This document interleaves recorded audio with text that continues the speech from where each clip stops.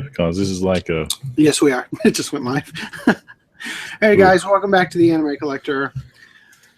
It's been kind of a weird 2 weeks for me. Obviously, Jesus, it's been a real bad 2 weeks for me.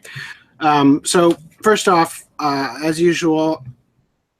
Sorry, my phone just got... The magnet on my case just got connected to a razor blade. Anyway, as usual...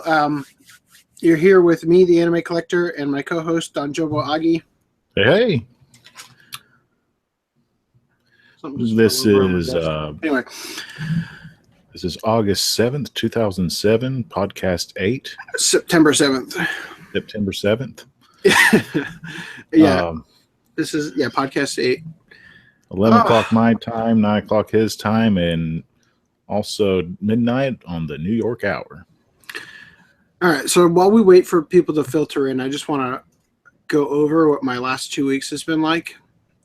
So you guys might remember Duo popped in the last podcast and said live action Death Note hype, to which I'm like, oh yeah, that must be coming around soon. It's like, oh no, it was literally the next day that thing came out. And if you guys have seen the new video on my channel, I did a video on the live action Death Note. We saw it like practically within an hour of it coming out, Duo and I, when we recorded that. And the way that I recorded that video, I screen recorded to have my my webcam shooting at me. And then I also had the Google Hangout going with it fixed onto Duo. So I'd have a camera for my face, a camera for his face, and then I had the audio from Google Hangout. Now, the thing about Google Hangouts, obviously when we do the podcast using them, we're usually a little bit desynced. And something weird happens with the connection. Like just there, I feel like I just saw my webcam do something weird. But something weird goes on with the connection where whenever you stop talking, it's like Google slides around your audio a little bit to try to recorrect for the desyncing, and that made editing this last video, which by the way was over 2.5 hours worth of footage that I edited down to like 36 minutes. That was absolute hell because my audio would desync at a completely different rate than Duo's audio, and it was brutal. So obviously I uploaded that video this morning at 3 a.m. So I've been working on it the last 2 weeks straight because it needed to get done. You know, it's like you also got that stress of, oh, here's a trending topic. And it's like, oh, a week has gone by and you're still working on it. A second week is, so long story short, I haven't watched all of Lucky Star. I tried to start marathoning it last night, but my wife is going in for like checkups on the baby because her due date's coming up. And she has to go in every week. And we had an appointment this morning, and I've had a really bad 2 weeks. The appointment this morning was at 10:45, and my wife, we were planning it. We were getting ready with it in mind that it was at 10:45, and then all of a sudden, my wife checks her like what she put into her phone, and it's like, oh, 9:45. It's like, everybody get in the car, so we rushed down there. Then it turns out we get there like an hour early, we get there, we get there like 20 minutes early for a 9:45 appointment. Turns out the appointment is at 10:45, and just awful, awful last couple days. And then tonight, when I got up to try to get some food, there was a dust storm going on. So I eventually went out and got food and found out that I have 7 miles left in my gas tank. Oh, horrible. Anyway, so as I said, I haven't watched Lucky Star. I'm done complaining for now. I think enough people have come in. So you're saying if I talk like this, it'll desync Google quite horribly. Well, I'm not going to resync the podcast, so don't worry about that. But it's what it is when you stop and then start talking, like Google, the way that their algorithm is set up for the Hangout, it seems like they kind of buffer the audio and they have to in order to make it sound as good as possible, they sort of slide things around a little bit.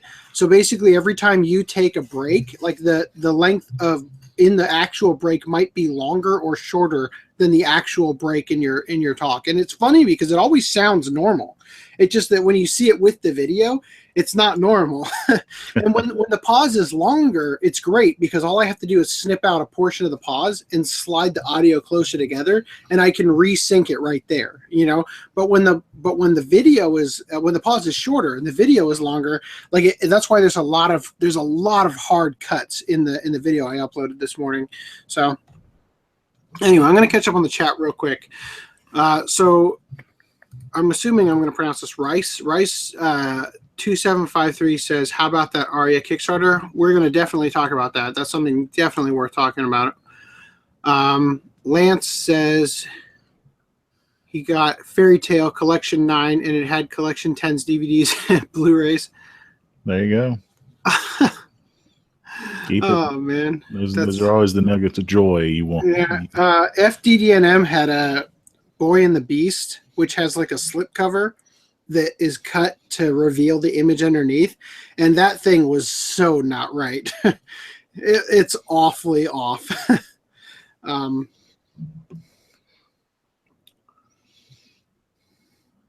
see.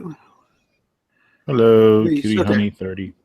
Yeah, hey, it's been a while, I think, since we've had Cutie Honey 30 in the chat. All right, so things are going a lot better than normal. Can't get Twitter. I don't know, Mr. Nice Guy. I've been at the hospital and getting yarn and stuff. I don't know. I don't know about I don't know about any drama other than the tweets back and forth of our hypothetical babysitting situation. Mr. Nice Guy tweeted this morning. He said, okay, so for the record, Mr. Nice Guy's he's in Hawaii right now. He's on vacation. And you can get all that delicious coffee over there. Let me just pull it up. He said, so this morning he sent out a tweet.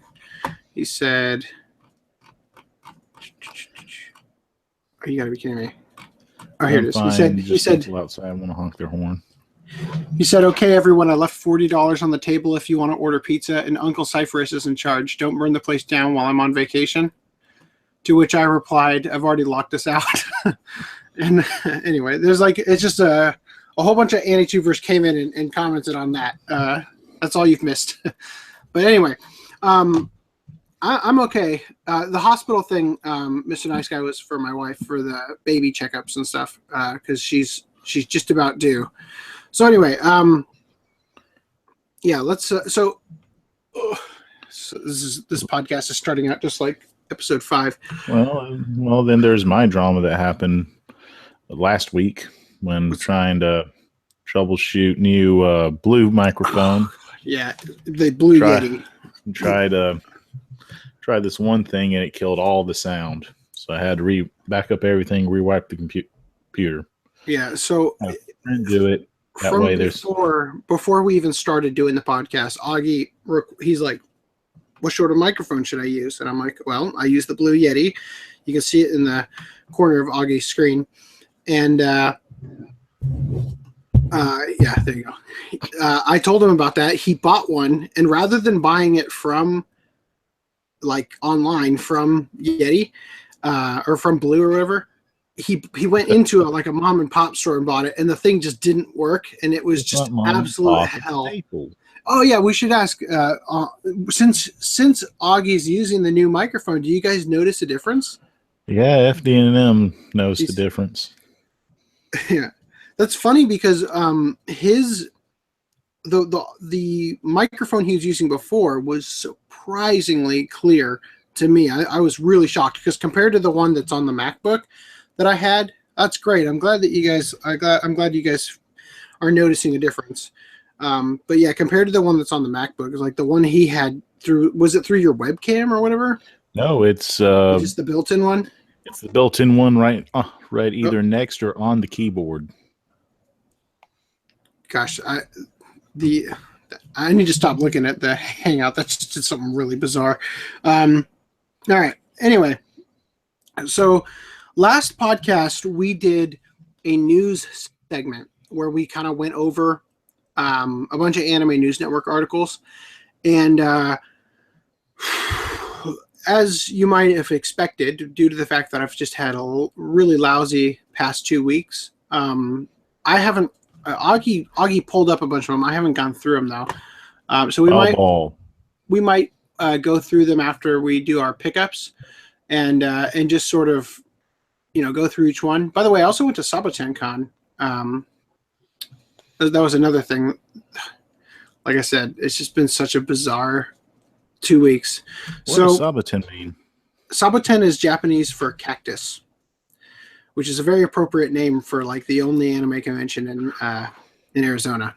Oof. You would think Las Vegas would do something. That's Nevada. Well, I think that tea company would do something. Well, here's the thing. So I went to Sawachan Con because I had just recorded a video with Duo, which is the one that came out today at 3 a.m. And Duo, as it turns out, lives only like a block away from me, or like 10 minutes away kind of thing. So it turns out he turned out he was going to be in the area because of where he goes to college, right? And the place where Sawachan Con is located is like it's literally 5 minutes walk from where I thought he went to school. So we had made plans to meet up, and I was going to take him to Sawachan Con, which is a very small convention, just so that he could have the experience of going to a convention, because he's never gone to one. And I got there, and I start contacting him, and it's like, hey, where do you want to meet up? And he's like, actually, I'm really busy this weekend. And I'm like, okay, well, I'm here. I'm 5 minutes from where you go to school. Do you want to grab lunch or dinner? He's like, yeah, that sounds great. So we start walking around, and he's like, where do you want to meet? And I'm like, I'm on First and Van Buren. And he's like, okay, I guess I can start heading that way. And then it's like, it was just back and forth. And it was just, we kept missing. It wasn't going quite right. And so I got to where the actual convention was, which is just a couple blocks away.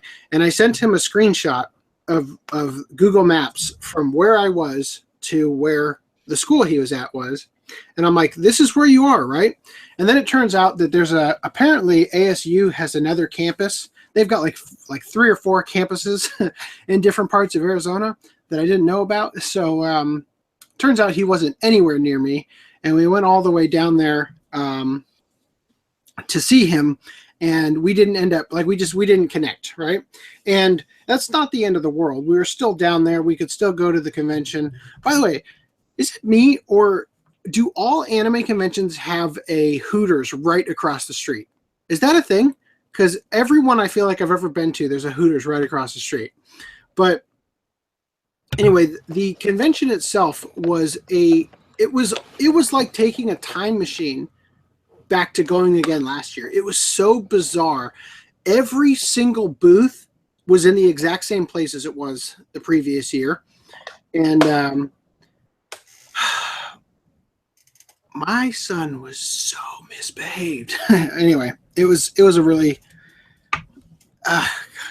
sorry, again, it's just these last 2 weeks have been real stressful, so I'm a little off my game. But anyway, yeah, it wasn't anything special. I ran into YouTuber D Pity, who's like the Deadpool guy. I ran into him twice at the convention because he was doing he had a panel this year. And I guess he's also Arizona based, which is crazy if you think about it, because the guy walks around in a Deadpool costume in Arizona heat, which is just nuts. Anyway, so people are saying you sound like the announcer at a baseball game. Yeah, that's why I said foul ball. Okay. Hooters near a convention center around here. That's not the nearest restaurant usually. Well, at Anime Expo, it's right across the street, and at Sawachan Con, again, it's right across the street. Like, literally, you could see it from the entrance. So I was just wondering. And I feel like there was one when I went to ALA or whatever that other convention was that I went to. So Taco Bell's usually the closest thing near convention center around these parts. Taco Bell. Taco Bell's everywhere. FDM says, why didn't you both record your audio and video separately and make your life easier / the quality sexier? Okay. I actually did that. The reason I screen recorded when I was doing it was not just to get the camera for my webcam. It was also to get my audio through the microphone and my computer audio separated. So that means I would have my audio and his audio separate. But I guess Google Hangouts runs your audio through a bit of a filter, which is actually really good because mine had a bunch of white noise. Like, you could hear kind of like the computer fan, and you couldn't hear it in the Hangout call. So the Hangout call had better audio, and I just decided to go with that. Obviously, because I was hearing Duo's through the Hangout call, his audio was perfect, which meant that I could take out portions where, let's say, we were talking over each other, and I could prioritize his audio, but I couldn't do that as easily the other way, although I did do that for certain parts of the clip. I could pull up the comp and just show you how crazy it is. But yeah, I actually did do that. And then FDDM went on to say after that, what did he say? Yeah, we should have recorded it in person. We should have. The thing is that he was at his dorm at the time, and I was totally game for making a trip down there and doing it in person. By the way, another thing that went horrible this week, I tried to record a video when I went to Sawachan Con, and because it's been in my car since late March, I think, when I went to see Ghost in the Shell with Mr. Nice Guy, the camera mount in my car broke. It like had been in the heat too long, and the suction cup for the windshield just broke, totally separated. Yeah, that's normal. Yeah, so that's another awful thing. All right, I'm gonna show you guys real quick what the comp looks like. I'm playing around in the text. I know what it is. All right, I'm sharing it. Can you see it? I see a video file. This is my Death Note comp. Kind of looks like Super Mario Brothers. Let me, yeah, so this is my camera here. This is Duo's camera. This is Duo's audio. This is my audio. Or, pardon, this is the Hangout audio, and this is Duo's audio. All right, that's why these are all muted. And then, yeah, it's a nightmare. I mean, look at how many cuts are in this thing to fix the desyncing issue. And then these clips up here are clips from the movie and whatnot. On the bright side, I haven't been demonetized yet. That's good. So, wait, did I show that to just Augie just now, or did I show that to everybody? I do not know. Well, I'll go look over here. Yeah, you show it to everyone. Okay. Let me pull this back to here, and we're back to normal. Okay. Anyway, so let me just. Oh, okay. I get it. All right. I get what you guys are talking about. Oh, so now you're in it. Will I go see it? No, I'm not going to go see it. If I can find a local crowd, I might. I've seen a lot of people just like perfect image cosplay with what's out in the trailer, but I don't care. I'm just wondering how they're going to cameo Tim Curry in there. Yeah, well, I don't know. I haven't gone to the movies to see something that wasn't specifically anime related in a long time. Like I tell you guys a lot that the last movie I went to before I started doing the First Impression series was Kick-Ass 2. So it's been a long time. What happened to Kick-Ass 3? I thought it did so well to do that. And the big rumor of the Kick-Ass Girl playing the live-action version of Gunslinger Girl. I think I started that rumor. Oh. I said, no, it was Gunsmith Cats, not Gunslinger Girl either. She's too old for the well, now she is. Yeah.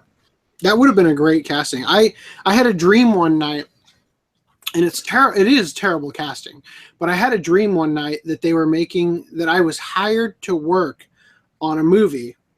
And when I got to the studio, the movie turned out to be a live-action Gunsmith Cats starring Chloe Grace Moretz, which is the girl who plays Hit Girl, and Maisie Williams, who's the girl who plays Arya Stark in Game of Thrones. As oh my gosh, Raleigh and Minnie Mae. That's her name, right? Raleigh Vincent and Minnie Mae from Gunsmith Cats. And I was so psyched to work on that project, and then I woke up and it wasn't real.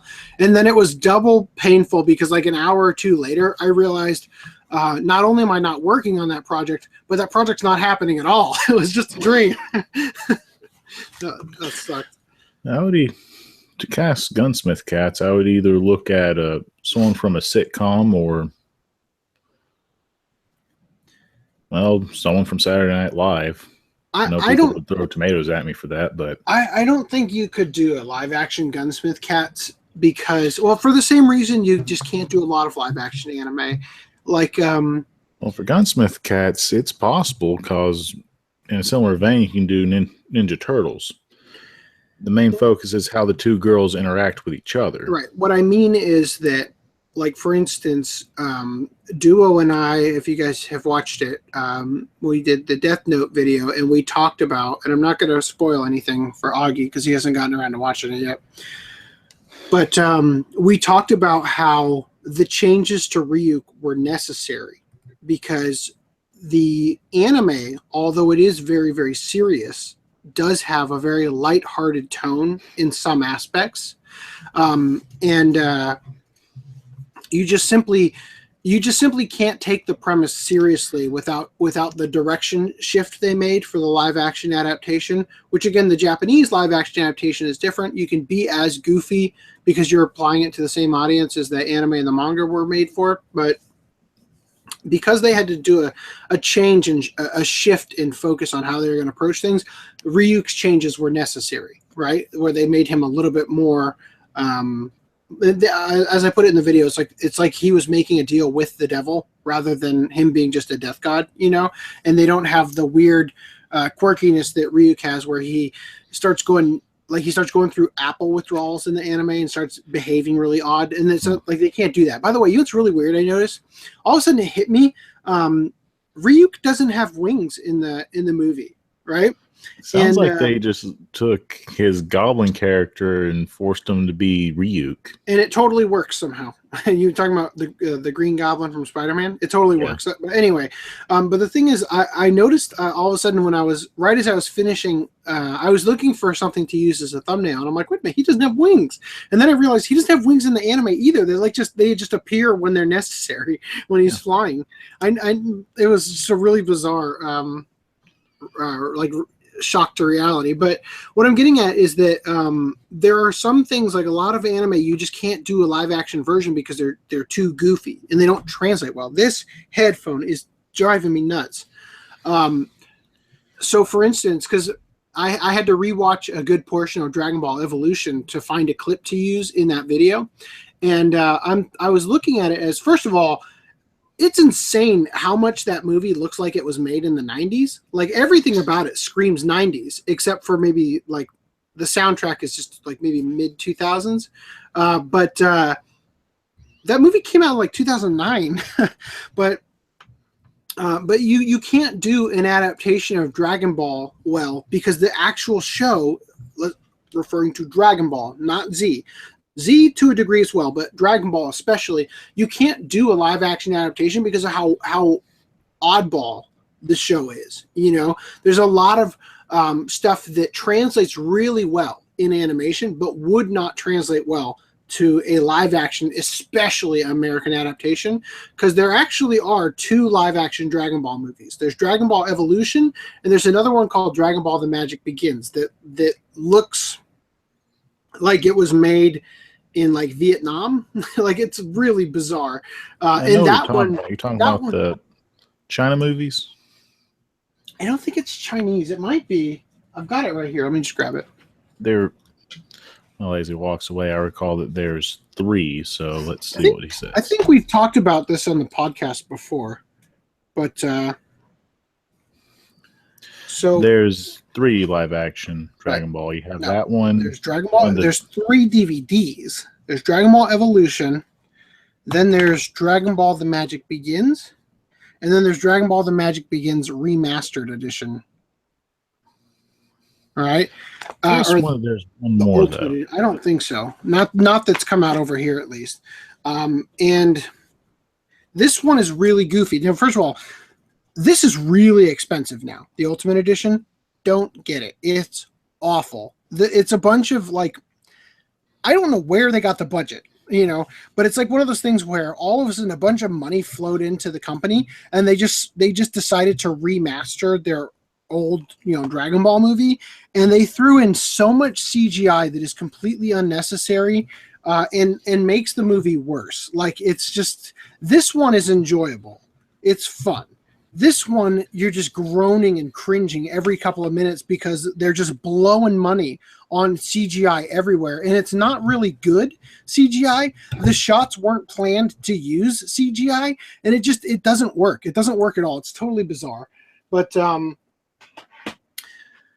what I'm getting at is that when it comes to Gunsmith Cats, I feel like the casting would be one of the hardest things for them to do properly, because on the one hand, they're going to either take the tone of let's do something with badass chicks, or, let's actually turn it into sort of a comedy. I don't think Hollywood could balance it personally. But anyway, should we let me get through the chat real quick, and then we'll, hey, Lou Talks Anime. Dude, I hope you're doing okay. Lou's being evacuated for Hurricane Irma, which is like a Category 5 hurricane. He's almost near me. Well, if I'm not mistaken, Harvey is only a Category 4. So right. Florida's getting hit hard. And Florida's just a big peninsula, if I understand that right. It won't be as bad of a recovery since, well, it's a peninsula and the water should go back to the ocean. Okay. Yeah, FDD. Dude, honey, I liked it. He didn't like it. Liked what? What do you guys? Oh, I didn't watch my videos on it. I did a video on Ghost in the Shell, and I did one on Death Note. In the Death Note one, I explain on. I think again, I don't want to ruin anything because Augie hasn't seen it, but I think that the Death Note movie was a major success in that they committed to changing things, and I felt like the Ghost in the Shell one was paint by numbers, and I felt like they were just trying to pander so much that it was annoying, and I felt like, in fact, I really want to show you guys something, but I think we might get copyright flagged if I show it. I'm going to post it in the chat. MPC, the company behind the CGI for that movie, put out like a video on. Oh shoot! I'm logged in the wrong account. I'll pull up the link through Safari where I'm logged in. I can't switch accounts right now because I'm doing the podcast, but I can do it through my other. Anyway, they put out a MPC put out a like a behind the scenes on the CGI they did, and you can just see how much work went into Kuze. And it's just such a waste.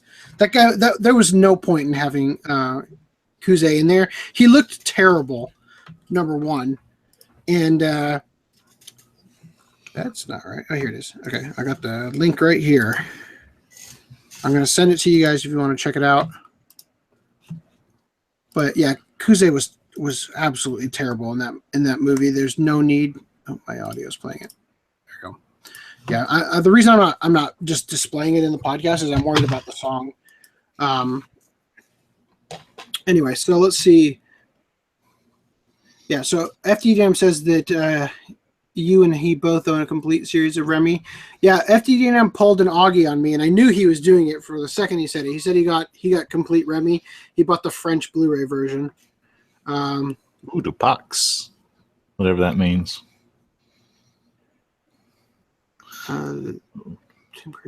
Okay, so yeah. Regarding the Gunsmith Cat stream, I occasionally have really like realistic. I have dreams where I wake up, recognize it was a dream, but it feels like it was so real that it almost feels like a memory instead. I've had some really bizarre ones.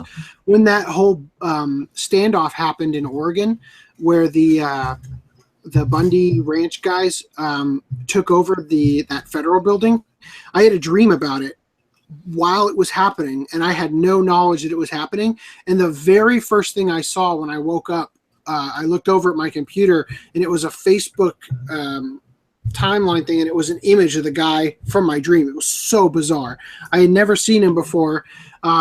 It wasn't that image wasn't up when I went to bed. Like, it had updated. It's like I clicked on the thing and it refreshed because I have a tab suspender.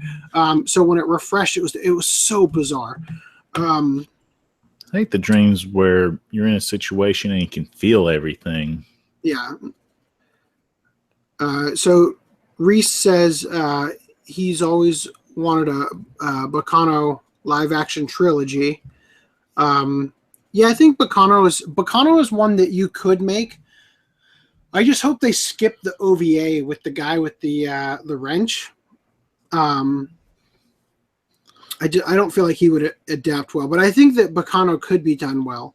But the thing is that any time an anime really could be adapted well, they already have done it in Japan. Like the Full Metal Alchemist one looks fantastic, and anytime, like, I just feel like people, most people in America who are like totally against live action adaptations happening, they need to just sort of take a step back and realize that there are tons of them in Japan.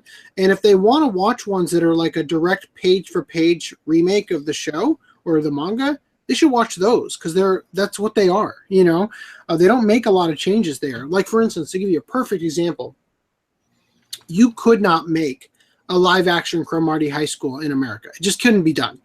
But the live action Cromartie High School from Japan is one of the funniest movies I've ever seen. So it's totally doable.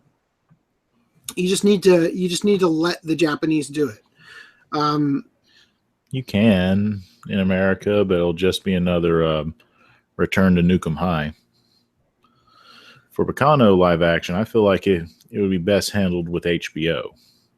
Hold on. Reese said that part was in the novels later on. Are you referring to Baccano with the guy with the wrench that was part of the OVA? Or are you talking about it?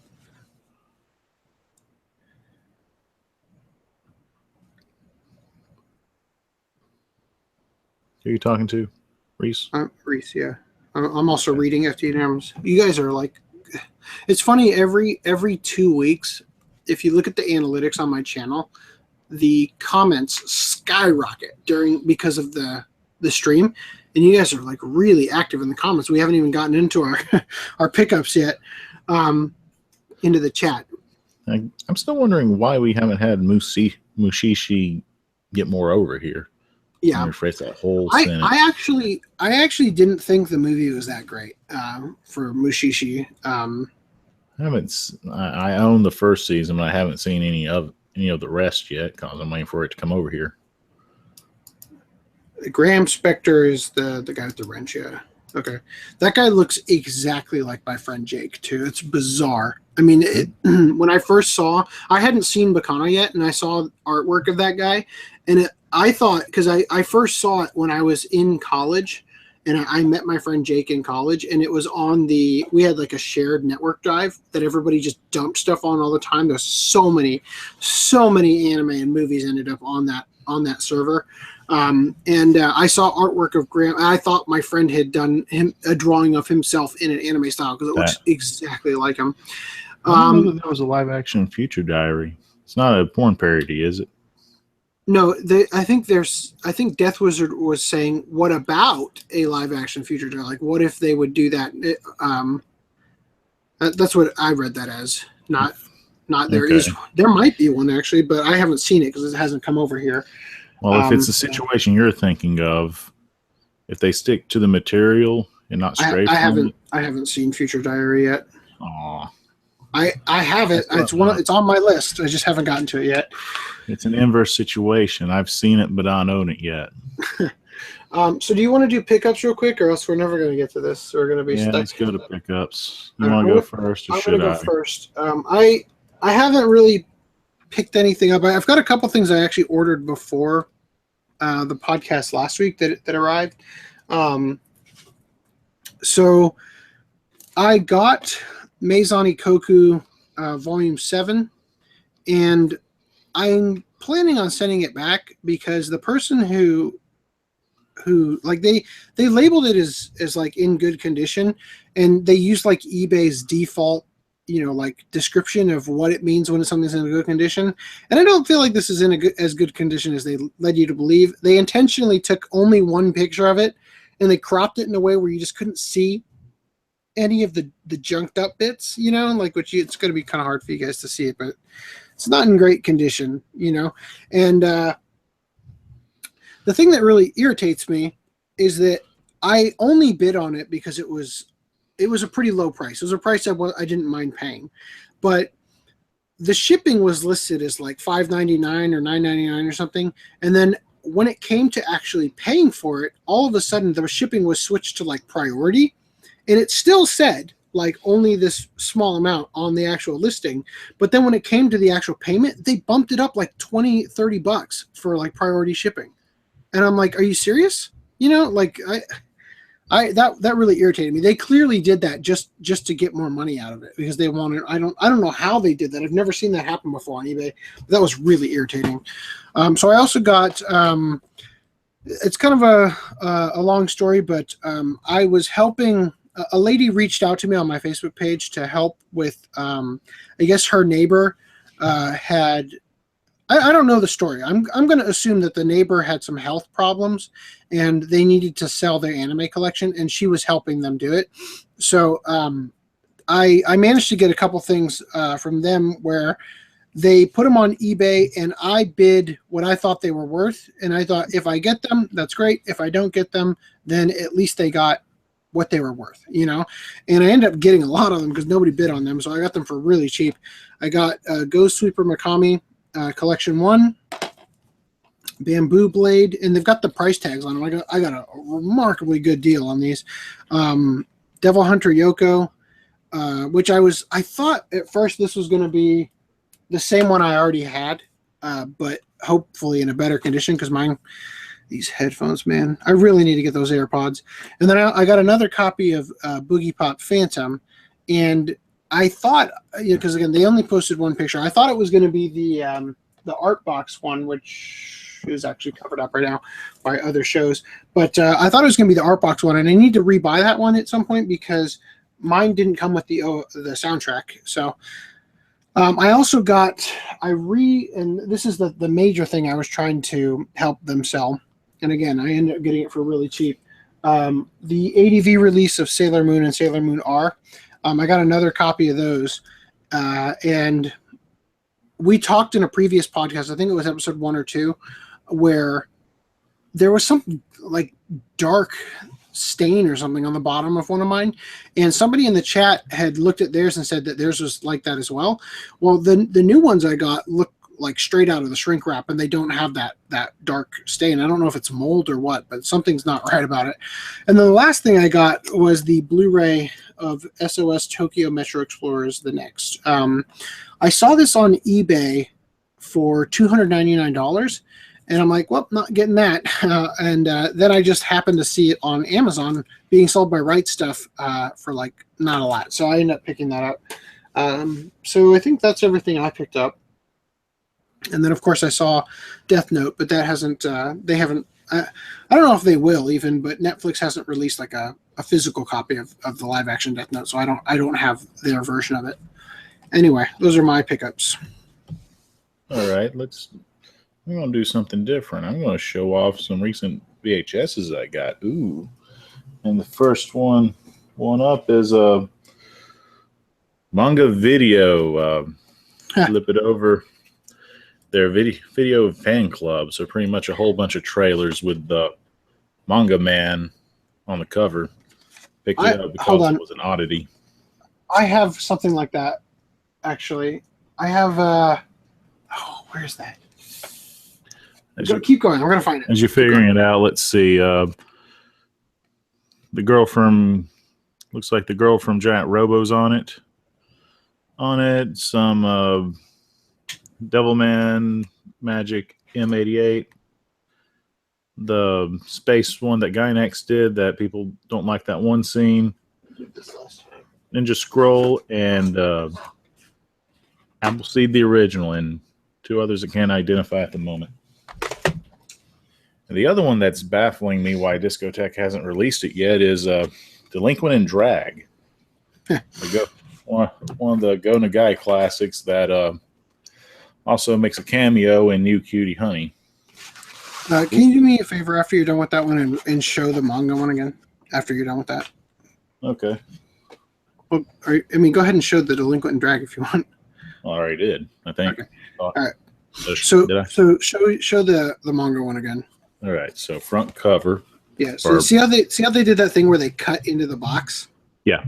Yeah. I have this one of new Dominion Tank Police, and they've got like the manga entertainment stickers on it.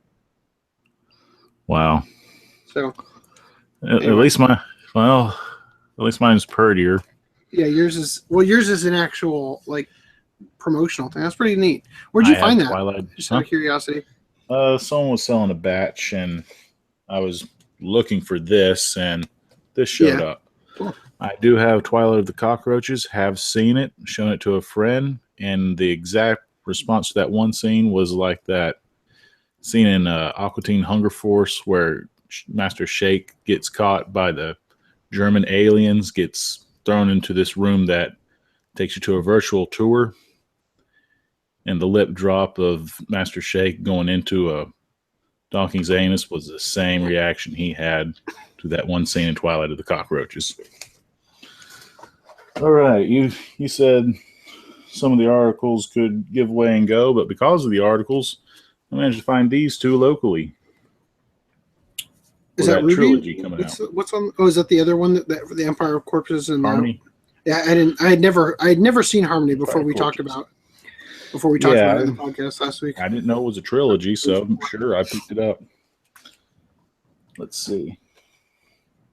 A short I've been wanting to own for a while, enjoyed it while it was on Funimation, was Doemi Gar D. It's a short series about a conventional Japanese pastry chef using a giant robot to destroy aliens and the threat of hunger. Up next one I've been talking about for a while on the podcast, Ushio and Tora finally came in. I did not get the... Can you see me? Yeah, it's on you. Okay. So I didn't get the premium set because I already own the original OVAs. I just been wanting to watch this for a while. Mm-hmm. So I am happy. I'm just going to come in here. It might have already been answered. I'm trying to go through the chat, trying to get way better at sticking to the chat. FDEM says he doesn't know. He doesn't know if the OVA to the new release of Future Diary is new to that release. It is. They haven't released it. That's why they're re-releasing it now, is so they can include the OVA. And the original limited edition one was DVD only as well. So the new one they're going to make is going to be a Blu-ray DVD combo or something. I'm still not sure which OVA, because they had a prequel OVA to the TV series, then they had a finale OVA at the end. I don't know. Maybe it's both. I'm not sure. Let's see. FDM says I could sell. I don't. Is Volume 7 of Maison Ikoku is that one of the rare ones? The last two have technically Volume 6, 7, and 8 had issues because those were Right Stuff exclusive releases. Okay. 8 being the more difficult one because no one advertised it. It really needs a re-release. Yeah. And FDD and them, they're going to be delayed. They had like this huge flood. kind of wrecked them a little bit. Another one I got, which I claim is far superior than Devil is a Part-Timer, is Yushibu. Ooh. Or I couldn't believe. I've seen the first episode of Devil's a Part-Timer, and I enjoyed it. I haven't I didn't like the whole "Let's Celebrate Mediocrity" theme to it. Or for Yushibu, the full title is "I Can't Become a Hero, so I reluctantly decided to get a job." I noticed I haven't been giving Right Stuff enough love lately, even though I just showed Doemi Gar D. So one of their releases from Right Stuff that I've been meaning to get is Aquarian Age with that lime green strip that everyone loves. I'm not gonna lie, I do like this color. That reminds me. Hold on. ShangriLa. Let me be right back. Hold on.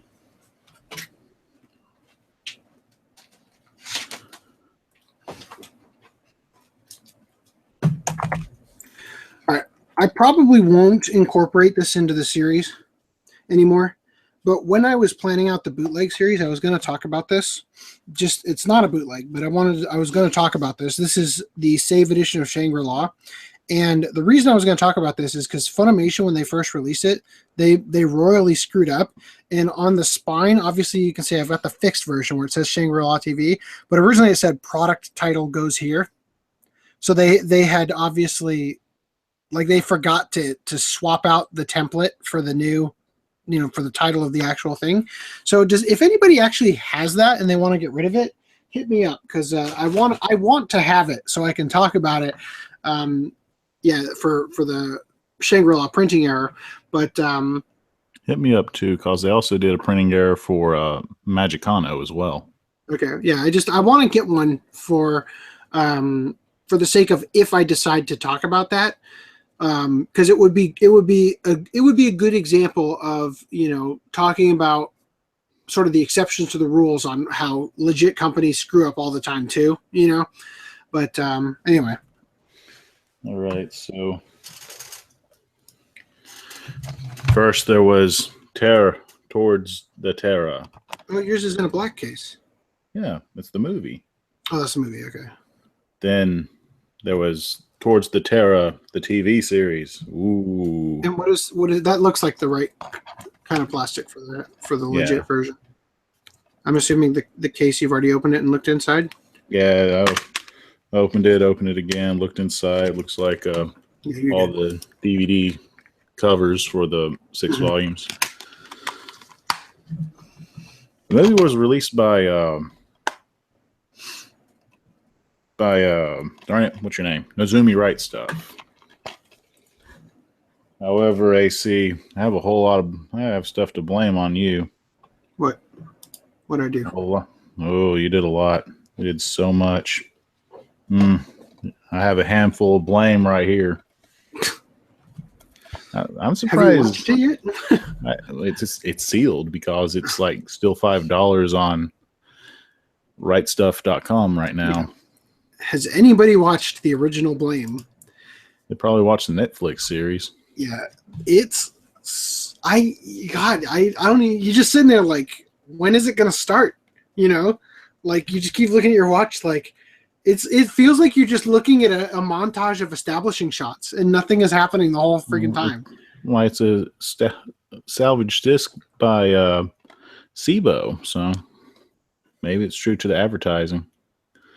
Death Wizard, seen it. So, my brain is all over the place tonight.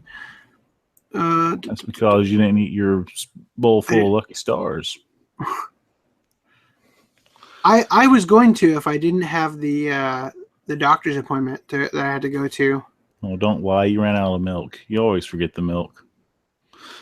Let's see. So I do have Zillion as well, and the music video you want to see with Michael Jackson having Zillion in it is the one with Janet Jackson in it. Okay. So the misprint on Baccano, is that just like the ShangriLa one? They're printed at the same time.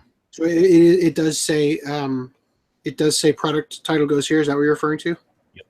Because there's another, just in case you guys are wondering about some other misprints,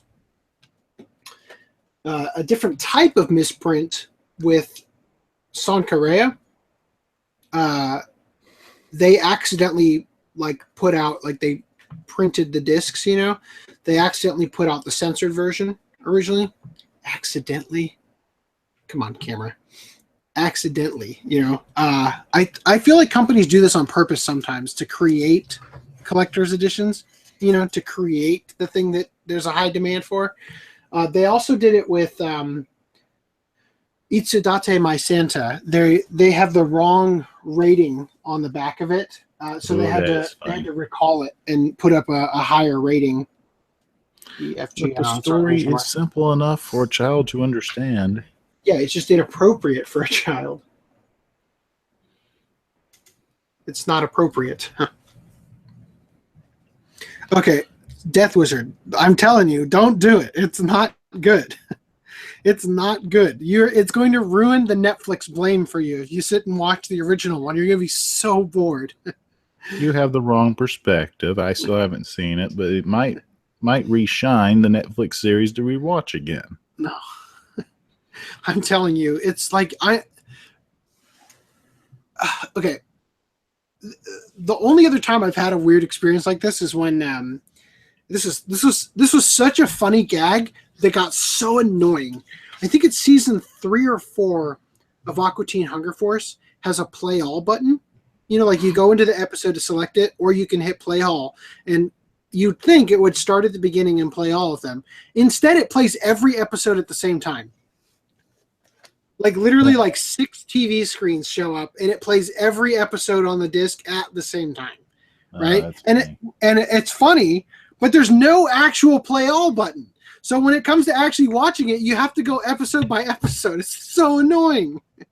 But when I first saw it, I sat there, and that was such a bizarre feeling because I thought that it was the episode. When I hit play all, I thought they were doing something weird, and it took me all the way through the opening and halfway into the episode before I realized what they were doing. And that's the same feeling it gave me during Blame. Is I'm just I don't know what they're doing. I don't know what this is. There's are there characters in this? is there a plot? Yeah, nothing. It's bizarre. Yeah, I haven't checked out the Netflix version yet, but I'm looking forward to it because it's from Polygon Pictures, right? And they did a fantastic job with Knights of Sidonia, so I'm really looking forward to that. Anyway. Well, it's time for that one segment that was requested, and I said that it should be a once a month or once a month segment. Once in a while. Okay. You start that. I'm going to grab a water. All right. So let's start off with box set of the week, even though it's box set of the month. What I have here are 2 different mech series. We'll gradually work up to it. So we have Techno Man, the censored English dub of Tekkaman Blade. Its sequel, thank you, Discotech, for re-releasing this. But those aren't the boxes that I want to show off. It's these things, whatever they're called. They're circular, rectangular type of editions. I'm fascinated by these. That's like what they did with the Fist of the North Star, where they put all of them in one pack, and it's rounded, right? Right. That's like the Fist of the North Star one. Do you have that Fist of the North Star? Is that what you're looking for? No, I was going to say that there was another one, but on my Fist of the North Star is like your typical kind of rectangles that you're used to. Yeah, I prefer those. But I'm just amazed by these, because especially with IGPX, because when you open this version, it's already separated what version is what. Mm-hmm. However, Tekkaman Blade, I think this one might have a little crack in it. I'm not sure. I'd like to get Tekkaman Blade, but I don't want to get. I don't want to have it I don't want to have this rounded edge on my collection. Oh yeah, can someone confirm to me that there are 3 discs for the last one? Because this peg right here is throwing me off. And I did buy this new. Well, speaking of Tekkaman Blade, I think think Right Stuff Media, not Right Stuff, Anime Works Media Blasters is still reprinting the discs. For Tekkaman or for Technoman? Probably both. Because I already have Technoman. Close. All right. Okay, since you didn't wake up with your bowl full of Lucky Stars, mind if I go ahead and announce the next thing to watch for the... Works for me. Let me know if y'all approve of this or not. If not, I'll choose another one. But one of the series I requested from Discotheque and they listened to, Delos. And it's movie cover format, not the whole Empire Strikes Back look back in the VHS days. So the first OVA by Mamoru Oshii. So hey, he beat Osamu Tezuka with Green Cat, or sorry, the Green-Eyed Cat or something like that. I have no idea. Thank you, Shane. Yeah, Thank you. So this Tekkaman Set 3 has 3 discs. Awesome. So a couple people have brought up the Card Captor Sakura Blu-rays that they have a rounded case. Is that true? Because do you have those, by the way? Sounds right. Well, I have them, but I have the DVD. Okay. So that might have been the third one I was thinking of. Yeah, well, I didn't get those. I wish I did. I don't want to pay for the price they are now, but I wish I did just because they got that other dub on them. But I'll probably never have watched it anyway. Death Wizard says, "Is Fist of the North Star really good?" Yes. I was pretty young since Adult Swim. Did that air on Adult Swim? No. Yeah, I didn't think so. Cinemax, and the movie was aired on Anime Saturday on Sci-Fi back in 2003, not 2003, 92, 93. Which ending did it have? Do you know? I don't know. I was 3 or 2. I was excited for all the gore that was happening. Yeah, the movie's got the DVD of the movie has the alternate ending. It doesn't have the original ending from the theatrical release in Japan. Yeah, that's strange. Okay, so Danny says heard a disc in the set, probably referring to Tekkaman.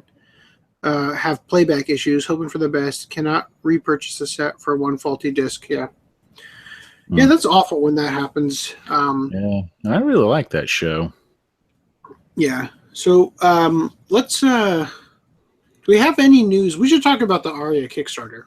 Aria Kickstarter, can you explain to me what they were trying to get with the Slacker backer stuff?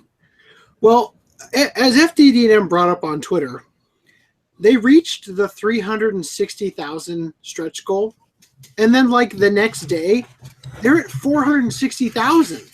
It's a beautiful show. They went up $100,000 past their thing in like a single day. It's a really good show. I'm kind of surprised one of the stretch goals wasn't a hardback omnibus of the manga.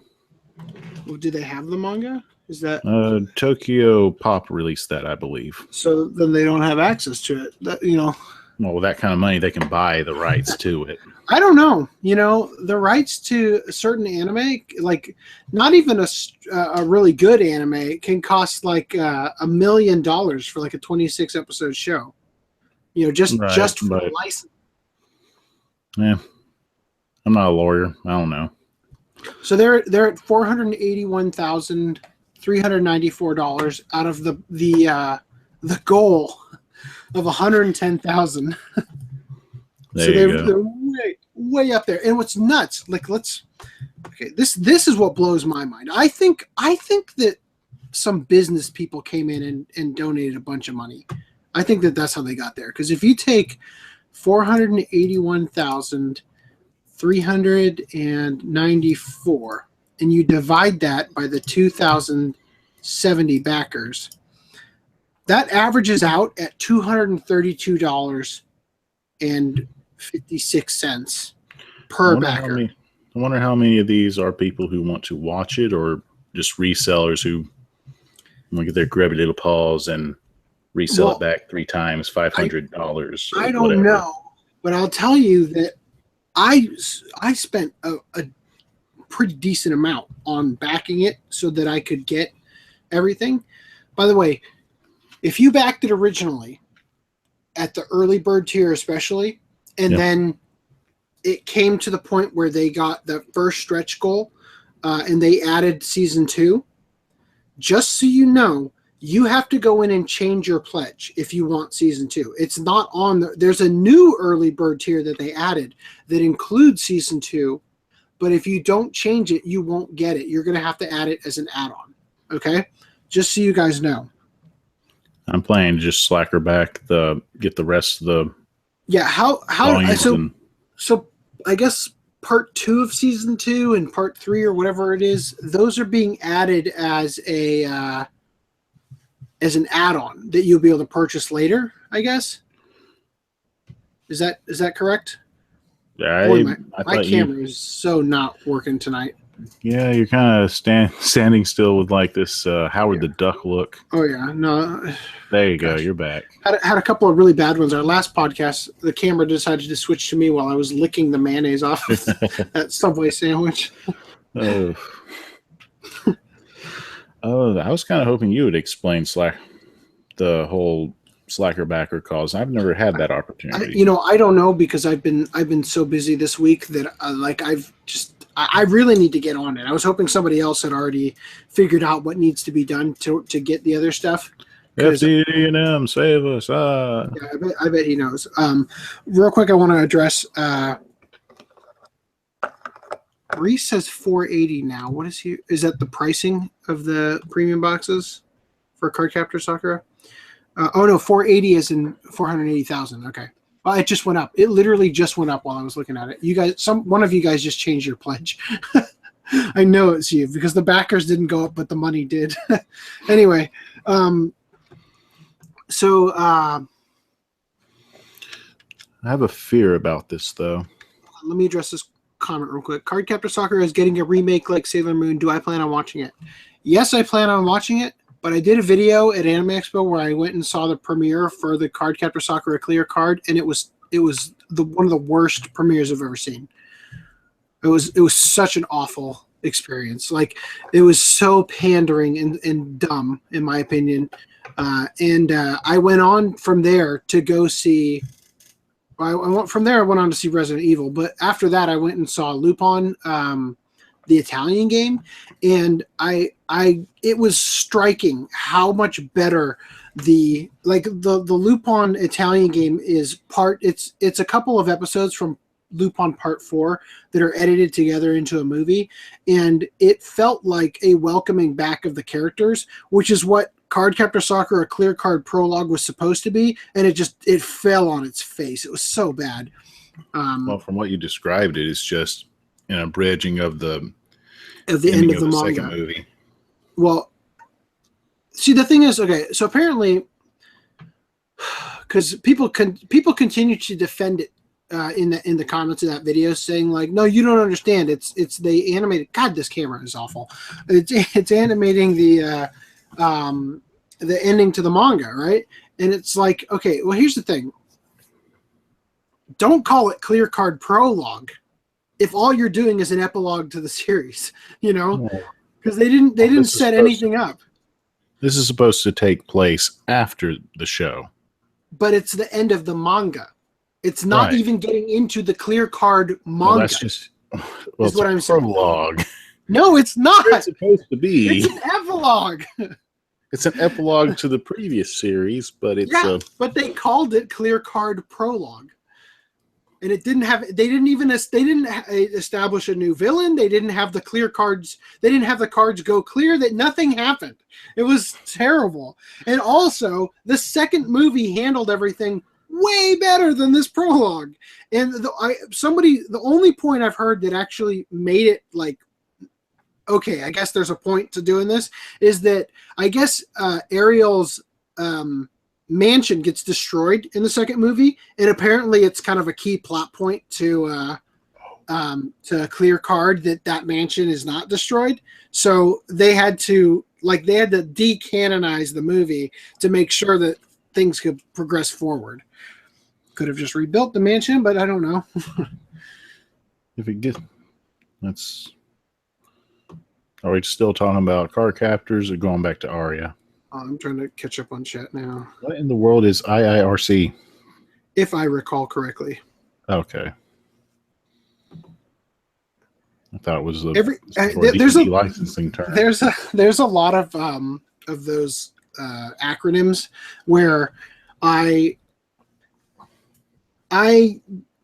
not sure that I actually have the real thing. I just use the one that works. Like apparently SMH is shake my head.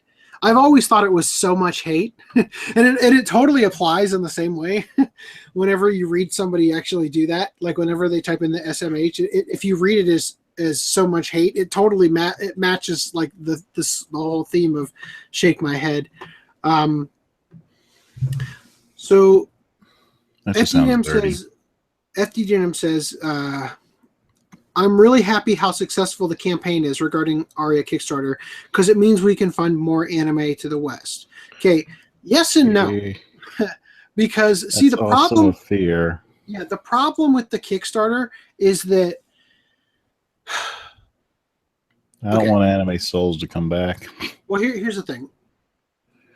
So Funimation raped Kickstarter doing Kickstarter for anime. They totally raped it with the Escaflowne one.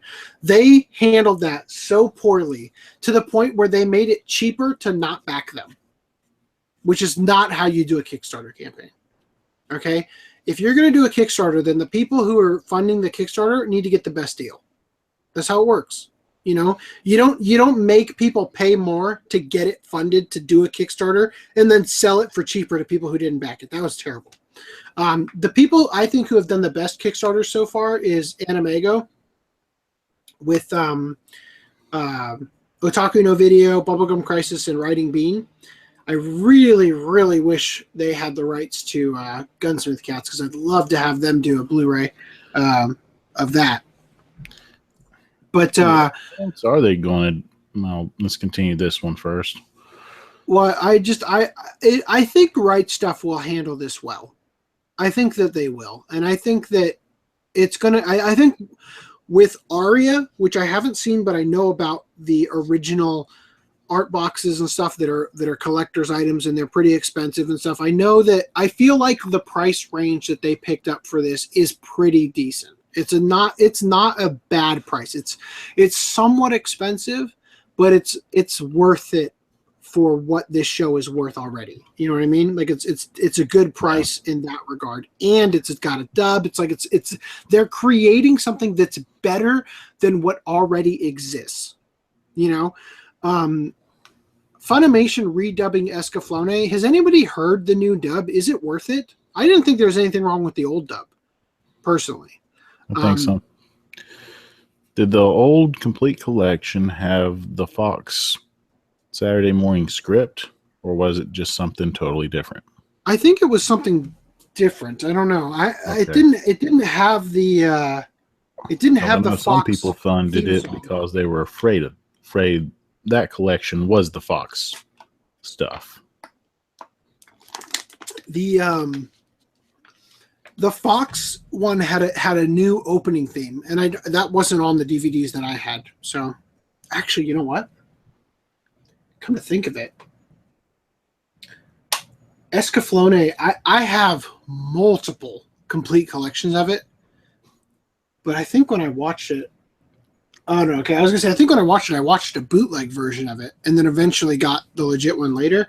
But actually, I had one volume from it that I did watch, so it doesn't have the Fox opening. Anyway, so.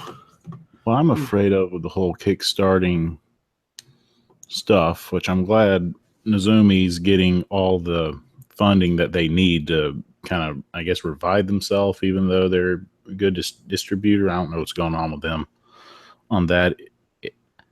I don't want Anime Souls to come back. You're saying you do or do not want them to do come not. back? Do not. Do not, yeah. Well, that's how they did it. Okay, well, how about this, though? Would you be opposed to Anime Souls popping up for a brief moment just to put out a Kickstarter to get the rest of Blackjack put out on DVD. If it's through Kickstarter, sure. If it's You through just don't- their you don't- website the problem I have is their website when you back something up. So you said have it was two like different having tiers. 2 mortgages. You said Pretty much recalling an earlier episode, but going more into it, they have 2 different tiers. You have the streaming, then you have the hard copy. I'm interested in the hard copy. A lot of people just kept doing the streaming, which that's fine. That's their preference. But what backstabbed them was when they went out of business, they let the streaming go for 3 more months, then it was gone. Yeah. And the physical copies, obviously, if you didn't get them, those are gone. Yeah, people were short-sighted with that. And it's really sad they only release them a couple of shows. I'm really, really glad I picked all those up. My gut said, get these now. Get these now. It was not cheap when I got them. I'm so glad I did, though.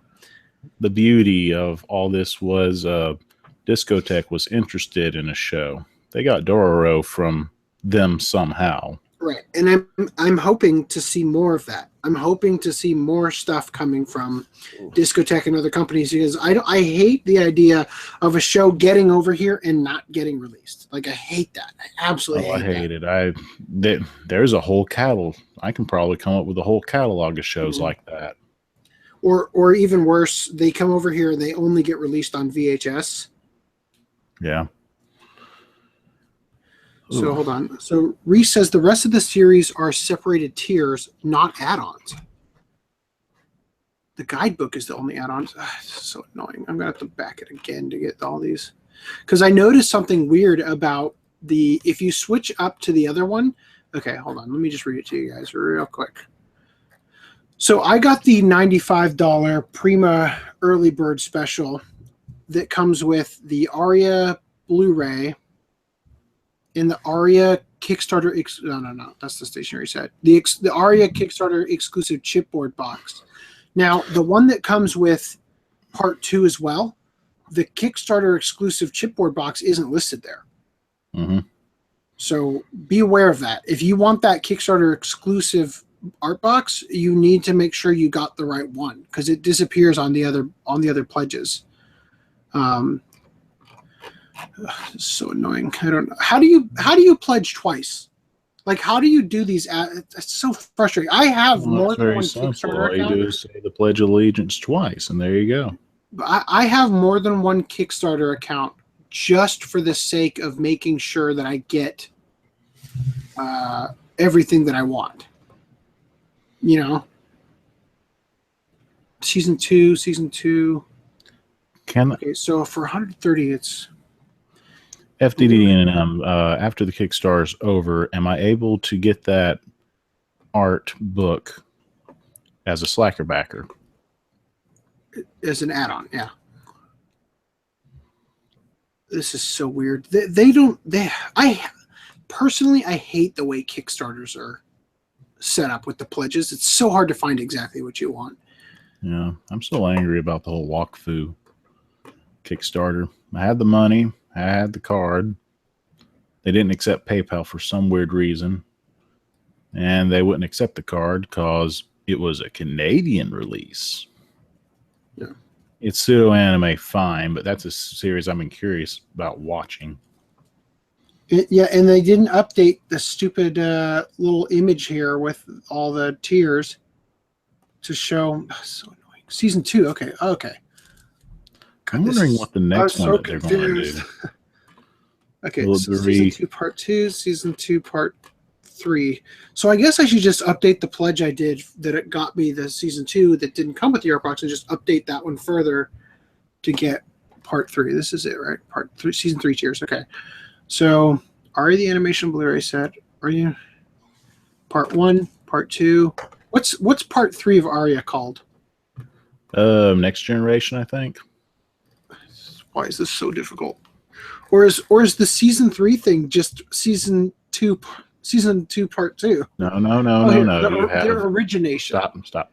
I see. Yeah, the original. Okay. Okay. So pair triple plus, single triple plus, Prima triple plus, stylish Prima triple plus. These are all the tiers that have it. So So Pair Triple Plus comes with Aria, the animation Blu-ray set. That's for $195. Geez.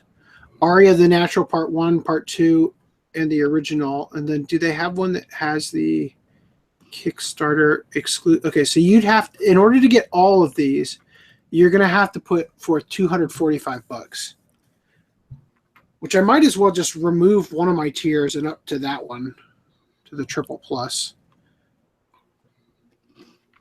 which I don't want to do because I'm about to have a kid and another kid, and I don't want to. Reread that. FTD&M clearly mentions that Triple Prime has a chipboard box. Yeah, the Prima Triple Plus for $245. Yeah. What's Necopara? Necopara was a different Kickstarter. Okay. Am I able to fund that? I think it's over already. I backed it. Death Wizard. That's who said that, right? Yeah. Okay. Let me. I always get it confused with Chica Chica Idol, which did not get funded. And Necopara Anime is the Kitty Parade, I think is what it's supposed to be. Oh, they have a Slacker Backer campaign. Look at you. Cool. How do I get it? I'm gonna copy and paste this. Nope, that's a different computer. Here, I'll paste it into the Facebook chat for you. Okay. And then you can do me a favor, or actually I can just do it from here once I paste it there. Okay, there you are. Okay, if anybody wants the neck, I hit enter on the wrong computer. If anybody wants the Necopara, I'm going to paste the link for the Slacker Backer campaign in the chat in about 2 seconds. Click this link, copy, and paste. All right, and then we should get on to any news we should move on from Kickstarter news. And I need to get back to this chat. What do we say? The news. Pigs in space.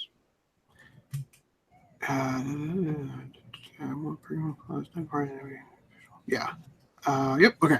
All caught up. All right. So what else is new? Do you want to talk about the psyche, whatever that thing was called? Yes. So, okay. In a nutshell, what happened was they created a psyche. I'm gonna put the, like we did last podcast. I'm gonna join the call with this other computer real quick. Okay. And I'm gonna not FaceTime. What do you call it? Share screen, so people will be able to see. There we go. Here we go. Share screen. Application window. Share. And set to this, and then there we go. Go ahead and talk. All right. So what happened with Psyche-kun? The creator of it went on Twitter and complained that he's not getting any money or funding from all these projects this whole time, even though it's doing so well. He just had it. Before that week was over, he deleted all of his tweets because he's now fixing to receive money for his efforts. Well, just to clarify, apparently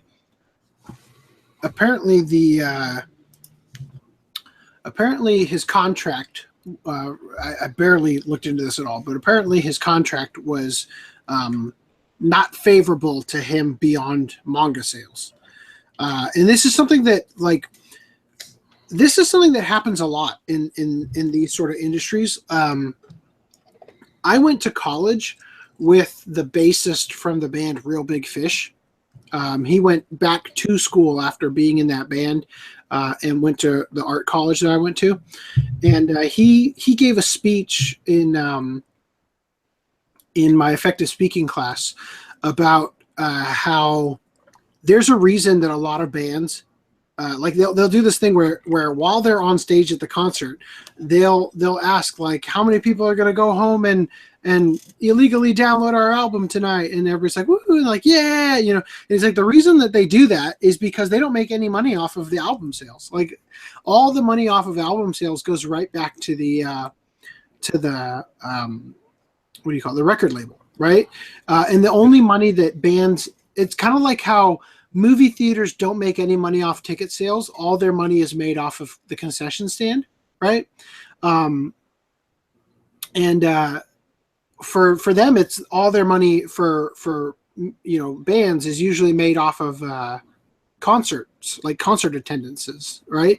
That's why they tour and everything. They want their stuff pirated because it doesn't affect their final cut. They want their stuff pirated because it means that more people will be able to hear it and they'll share it with their friends and whatnot, and then that will result in more people becoming fans, and those people become fans. They're more likely to go to the concerts when they do tours across countries and stuff, Now, a similar situation appears to have gone on here where, and by the way, just for the record, there are, like, for instance, the band Real Big Fish I was just talking about. He mentioned that they came into the industry at a really weird time, and they got super lucky with their contract where they actually did make a good deal of money, especially from iTunes sales. Because a lot of bands, once iTunes came around and their contract was created before the whole iTunes thing, they didn't make any money off of iTunes sales at all. It all went to the record label. So a lot of times, FDD&M said, can't the band just post their entire album on YouTube or something? First of all, that's not as easy as it sounds because, they'll get copyright flagged by the record label, even if it's their content, But what they could do is they could leak the torrent. They could do that. That's something they can do. And hold on. He also asked, can you find me a slacker backer campaign for that one movie by the Under the Dog crew? You talking about what's that called? Something Zero? Apocalypse Zero Day, I think it is. Anyway, I'll look that up in just a second. But yeah, regarding, sorry, forgot that I'm switch this back. Okay, so regarding this, apparently it was a similar situation, and then as Augie was about to say, he deleted all of his tweets because all of a sudden royalties may come after all. So I guess I mean, good on you if complaining on Twitter results in your contract getting renegotiated. Because as a creator myself, I'd hate to be stuck in a situation where I put in all this work and I'm not seeing any return on all the time, blood, sweat, and tears I put into developing this character that's making another company so much money. You know what I mean? That'd be like creating Mickey Mouse and then, it's kind of a bad example because that sort of actually did happen. The real creator of Mickey Mouse, I think, was Ub Iwerks, and Walt Disney kind of practically strangled that guy and took Mickey Mouse as his own. But you get what I mean. It's like it's a bad situation to create something like, let's say, Super Mario. If you created the Mario character and Nintendo has based their entire company off of this character and they're making all this money and you're not seeing anything, I'd be pissed too, because you created it. It was your work. Like, they wouldn't be anywhere without you, and you're not getting any recognition. So that's great. I'm glad to see that that's happening. And again, I haven't actually gone through and read these articles yet because I've been way too busy these last 2 weeks, but that appears to be what's going on. So you want to, you actually have you've read these, or have you seen the show? I've seen the anime. Yeah. So do you have anything more you want to bring up here? Watch it on Funimation or Crunchyroll. I like the show. I thought it was hilarious. Wish there was more of it. Hopefully we'll get more. Yeah, we talked about it in the last podcast regarding the live action series and the live action movies. So what else do you want to move on to the next? Move to the next. Tally ho. Oh, another Kickstarter. Thank goodness it's a visual novel. I'm not going to back it. Yeah. Okay. Soul Press launches Kickstarter to localize Sakura visual novel. Anything to say about this? Don't like the soul in Soul Press, but that's another issue. It's there. Sounds interesting. Wait, is Soul Press part of Anime Soul? I hope not. That'd be even funnier. Let's see. Without looking at the campaign, it sounds like a very low goal, but I think it might have passed already. Man, that guy just needs to wax. This website is cancer. Hey, I like Tama-chan. Tama-chan's fine. I was wondering if the lead editor really needs to wax his head about whether or not they're part of Anime Soul. I don't know. Anyway, so I don't have anything to say about this. Next, we've got this one I'm actually interested in. Polygon Pictures, who we were talking about earlier. They're the people behind Knights of Sidonia and Blame. They're going to be doing a new anime for the Swiss character Pingu right here. All right. So that's kind of neat. That's sort of like Japan coming in doing what they did with Moomin. Yeah. So I'm kind of excited about that. I wouldn't mind seeing this. Anything you want to say about this? It's interesting that they're just picking it up. Wasn't this like not touched for quite a while? Yeah. In full CG instead of claymation. These days you can make CG look like claymation. So I'm assuming what they're going to do. I don't want to get into it. I'm actually working on a project where we're doing that right now. Am I wrong? Am I wrong to think of CG as just puppeteering, just on a digital scale? CG stands for computer generated. CGI stands for computer generated imagery. So, this is my trade. This is what I do. But am I wrong for thinking that way? No. Okay. Essentially, that's what we're doing. We're using a computer to generate the image, as in we are using rendering software and whatnot to create something. CG can also just be, like doing. If you want to get real technical, a lot of anime that looks 2D is also CG because it's done. They're using the computer to generate a lot of the effects and whatnot. But there's just a little bit more analog input into it, in terms of like drawing the actual things, even though a lot of 3D stuff is actually drawn in terms of like texturing and whatnot as well. But yeah, this Pingu thing is what I do. So let's move on to the next article here. Where's my mouse? There we are. So Bandai Visual acquires the company or the studio that makes Girls in Panzer. Yeah. So this is great news. So reading it sounds like it went from Tatsunoko to Ashi Products. Isn't Ashi also that beer? Then Bandai got it. Right? I don't know. I don't drink. Yeah. I don't drink either. Well, I don't drink beer, at least.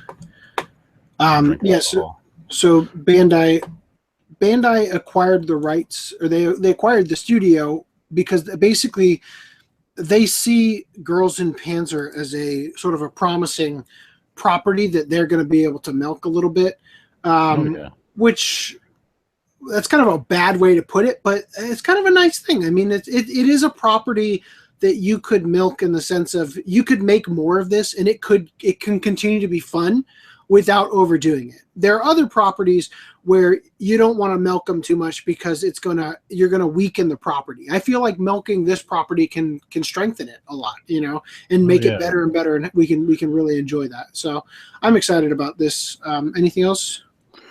Give them the money. Let them do what they want. They were having fun with the show. If this gives them more fun, I'm going to be even more excited for the 6 movies. Yeah. I just want to address this chat here. Reese said, backseat question on your thoughts on Lupin Part 4 home release having separate releases for the soundtracks. Do you mean soundtracks as in the dubs? Totally fine with me. Yeah, that must be what he means, the Japanese and Italian version. Because what they're going to do is you have the Japanese and Italian version. Uh-huh. they're two different animations. Yeah, it's an Italian cut and a Japanese cut. Right. Which the Italians, what they did was like keep it more true to home with the backgrounds. You still get the same story. Yeah. In theory. Well, I got to tell you, the one negative thing I feel like I've ever said about Lupin was when I saw the Italian game movie at Anime Expo, the backgrounds some of them looked really bad. I mean, some of them looked great, and other ones looked like they were just a picture sent through a Photoshop filter. So I'm hoping that one of the versions they clean that up, because some of it looks really bad. But as for them being released in two separate versions, I'm going to buy both. When it comes to Lupin, I'll get whatever comes out over here. It's just how I am with Lupin, because it's my favorite show. Moving on to the next. Before you do, the one thing I want to say that I typed but haven't said verbally is I'm glad that it's happening, because usually this gets ignored. What gets ignored? Instead of something having two versions. Yeah, having two versions, they just stick to one and just ignore the other. Yeah, I agree. I'm really pleased.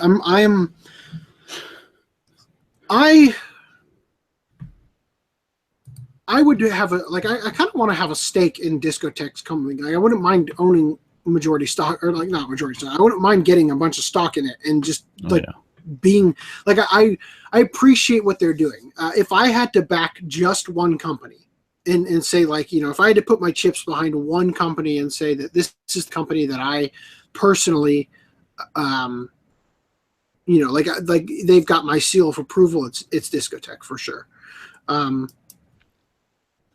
And up next, we've got this article. Anohana fans unite to clean up anime's abridged setting in Chichibu. Anohana. What did I say? Anohana. Okay, so okay. Anyway, we talked about Anohana last podcast. I haven't watched it, but apparently, as you can see here, pictured, this is the bridge. Apparently there's fans for this show, a bunch of fans. I already know this, but it's just like it doesn't speak to me. I know a lot of people who really like this. I know a lot of people talk about it all the time, and they talk about it really fondly, but for me it's just like I haven't picked it up. It's because it's an Aniplex title, and I'm just sort of focusing on stuff I can afford right now. Well, it was an NIS title, but right, that's what I meant. I've seen it. I can kind of understand why they're doing it, because the show is beautiful. Mm-hmm. However, like they're saying, if they're going to sightsee the locations to see the inspiration, might as well clean it up. Well, no, I'm like, don't get me wrong. I'm not saying that there's anything wrong with the fact that they got together to do this. I mean, I think it's great that they did. But I just, like I said, because I haven't watched it yet. The thing that interests me about the fact that this is doing that this exists at all. Sorry, I totally lost my train of thought because I saw an article about winning tickets to see Lupin the Third in theaters. But the thing that surprises me about this at all is that okay, there's a fan base, and then somehow the fan base came together somewhere, probably on like a fan page or something, and they got the idea to come do this, and then only the people who could actually make the trip here or already lived in, it's like, that's what's impressive to me about this, is that this happened, and it was like, because it seems like one of those things where one person and his friends would go down to do this, and then like a couple people, they're like, oh yeah, we came to visit, we like it too, can we help? Like that's what it feels like to me, but it seems like a more concerted effort than that. I don't know. So yeah, it was a great networking opportunity. Yeah. Oh my gosh, hold up. I finally found out where FDD&M's Twitter profile is from. Oh, now you know about Hideyoshi. See, the thing about FDD&M that is really weird to me is he seems like from your videos, FDD&M, you're clearly like an older guy like us. But every time I talk to you on Twitter and it has this guy's face, I don't know. Can you see this? Where's my mouse? There it is. Yeah. Every time I see this guy's face, I think I picture you like way younger. That is the face, right? From FDD&M. I'm not mistaken. I thought it was Hideyoshi. I don't know. It looks like this guy. But now I'm second guessing myself. Anyway, so this is for Baka and Test. Complete Blu-ray disc box set in Japan. Has a new mini anime. You know, when I first read that, I thought it was a mini game in the DVD. There you go. I'm excited for this because that means there's a potential for more seasons to come out of this. However, I'm wondering how they're going to, if Funimation's going to give the attempt to release this over here. Yeah. FDD&M says he's only 20 years old, and it is this character. Is what he's saying. Or no, he says it's Aki. He says that. Is that the... I'm so confused. I haven't watched Baka and Test yet. First you got to finish your Lucky Stars. Oh, don't worry. I'm gonna get back on it literally as soon as the podcast is over tonight. I'm gonna jump back on finishing it because I want to get that out of my cycle of things to get through. Because I should have been able to finish it already, and it just had a really bad last 2 weeks in terms of how busy I was. So I don't have anything to say. I haven't seen it. I do want to get the original Baka and Test just because. Originally, I had Bakemonogatari in my collection, and it was right between Baki the Grappler and Baccano, and it looked so awkward because it goes, Baccano has like this dark scheme to it, Baki has this dark green, and then in the middle is this pink thing, and I'm like, no, I can't do that. So I wanted to get Baka and Test because it would offset it, but now it's like I have Bakemonogatari under M for Monogatari, so I can put it next to all the other Monogatari series. And now if I get Baka and Test, it could recreate the problem I just fixed. I don't know. Good luck with those limited editions. Baka, yeah, I know. Because you also have to buy the OVA separately. Yeah, well, those are the ones I'm getting if I get it at all. Whereas the save editions, you get season 1, then season 2 comes with the OVAs. Well, screw that. I don't want save editions in my collection. Okay. So next up, Batsumaru enters the spirit world in Yu Yu Hakusho. 25th anniversary collaboration. So Batsumaru is like a Hello Kitty type character, yeah? Yep.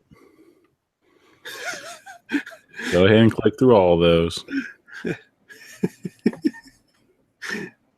I actually really dig this.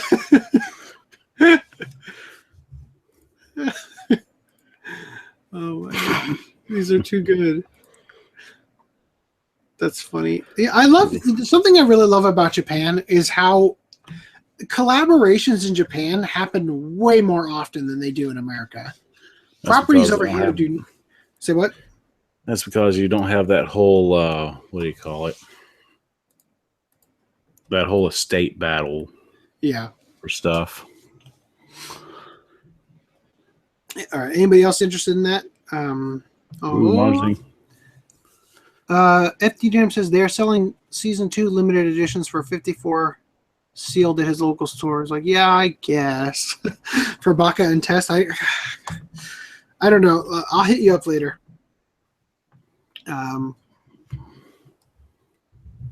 Danny says, sorry, what? Get volume 6 of Azumanga Daioh. We get the short movie. Yeah, the mini movies in, like, I talked about this in the last behind my overlap shelf, but yeah. So the ADV did this thing for a while. By the way, remind me to talk about it's not Dragon Dentist. Yeah. So hold on, let me click on you because it was on my camera. Go ahead, show them again. Yeah. So ADV short movie in here. Short movie not in here. Yeah, that's what I'm getting to. So ADV did this thing for a while where they would release their art boxes with, like, for instance, 6 DVDs for Azumanga Daioh, and then when they would do the thin pack, rather than just putting the 6 DVDs they already made that have already had the glass masters and metal stampers created and all the really, really expensive stuff's already been done. Rather than take those and just put them in the thin pack, they would reshuffle everything so that the thin packs only had 5 discs instead of 6, because they would take out the special features of like the last 2 volumes and cram them into one. I don't know what they were doing, but the bottom line is that the Azumanga Daioh mini movie is not on the thin pack. But if you get the art box with the individual DVDs, it's there, so you can get it that way.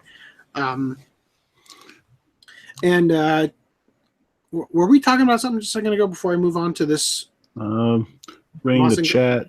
The other part of the chat that I want to talk about, and I agree, usually when a series finishes and they release OVAs, sometimes or typically they don't release them. That's Thank you, Dante, or sorry, Danny. Yeah, Danny was saying he always struggles to keep up with OVAs coming out after a series ends. Yeah.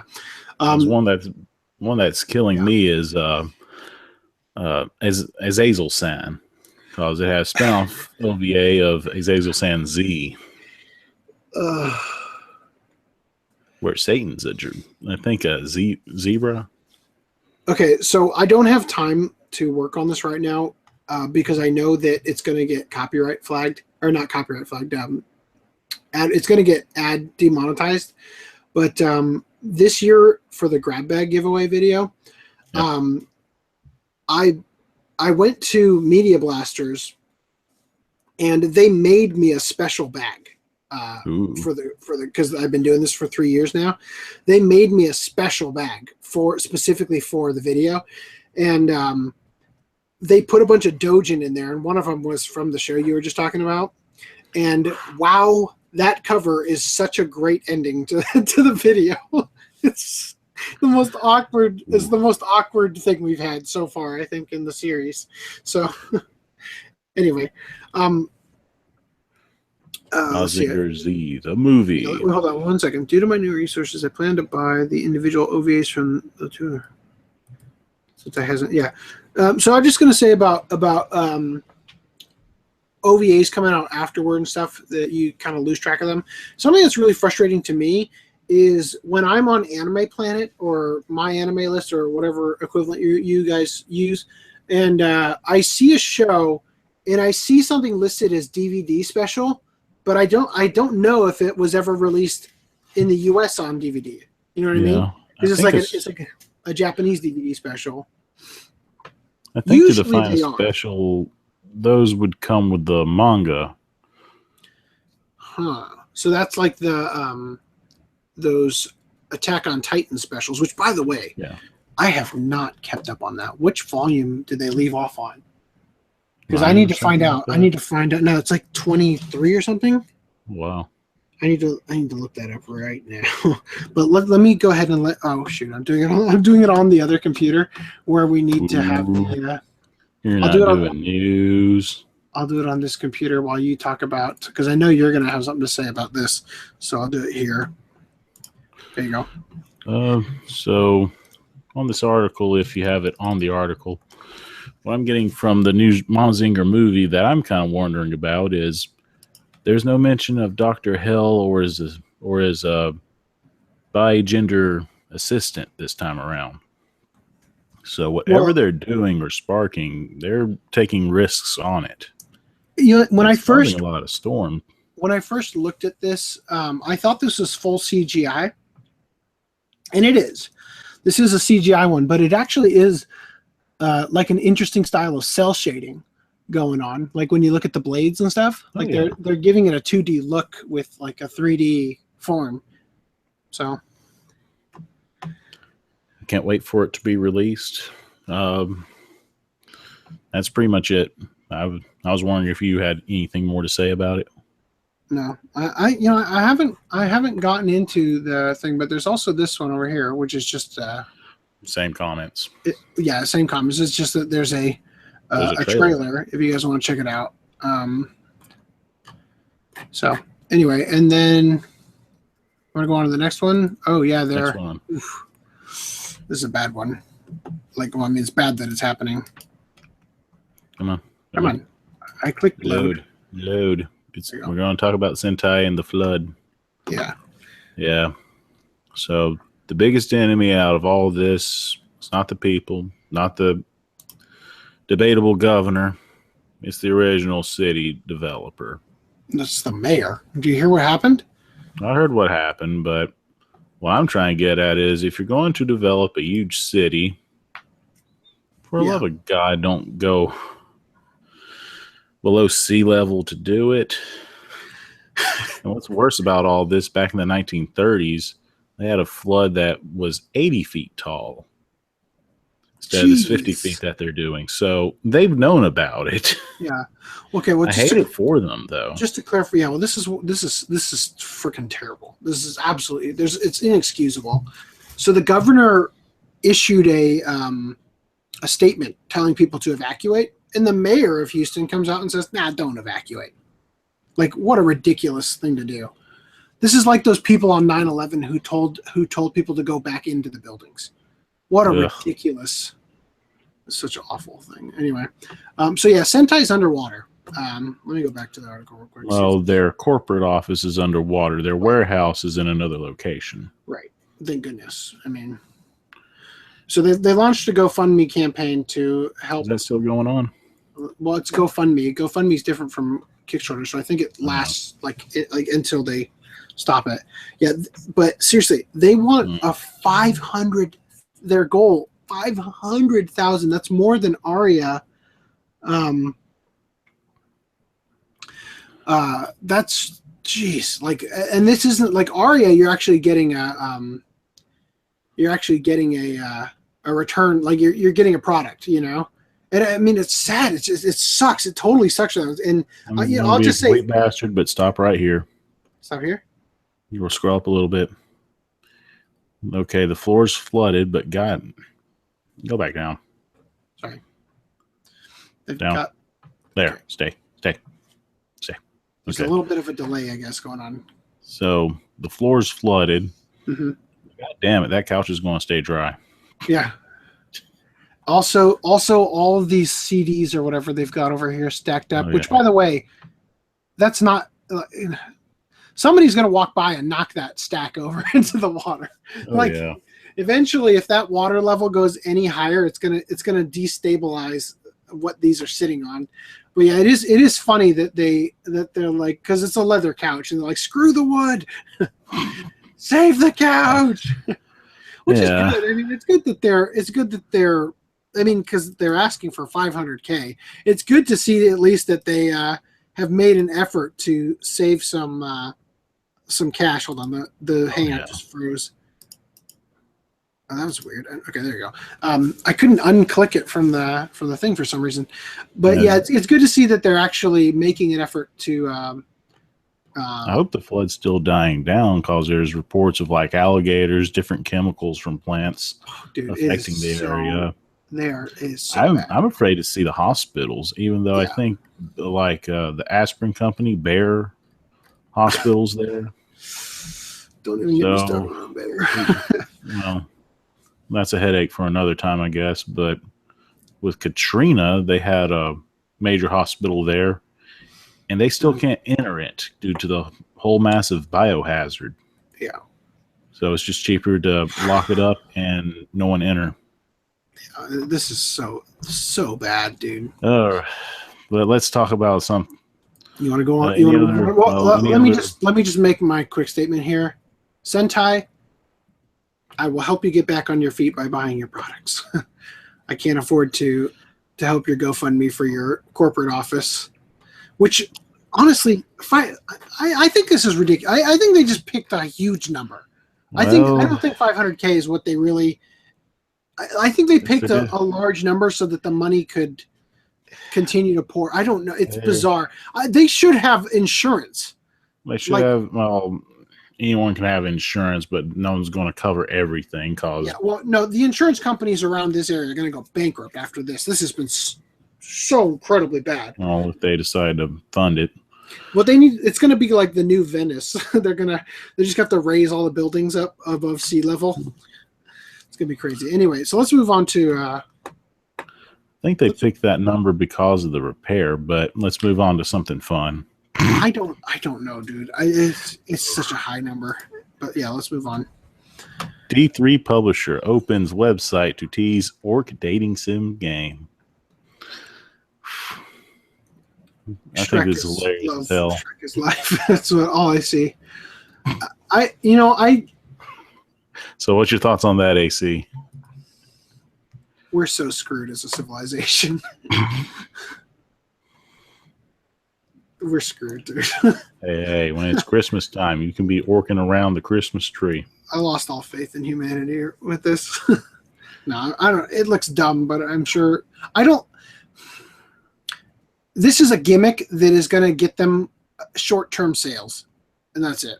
It's not like it's going to be the greatest game ever. Nobody's gonna get addicted to this game. It's gonna be good for a laugh for about an hour, maybe less. Just like Goat Simulator. Yeah. Ooh, we're going video game now. Let me make sure that there's nothing I'm gonna have to censor in this before. Okay, we should be good. Okay. It's just citrus. I've never read it. I just know about it. It's rated mature. Come on.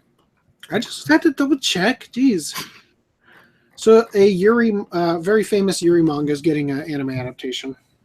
Yep, so. This January. I am psyched.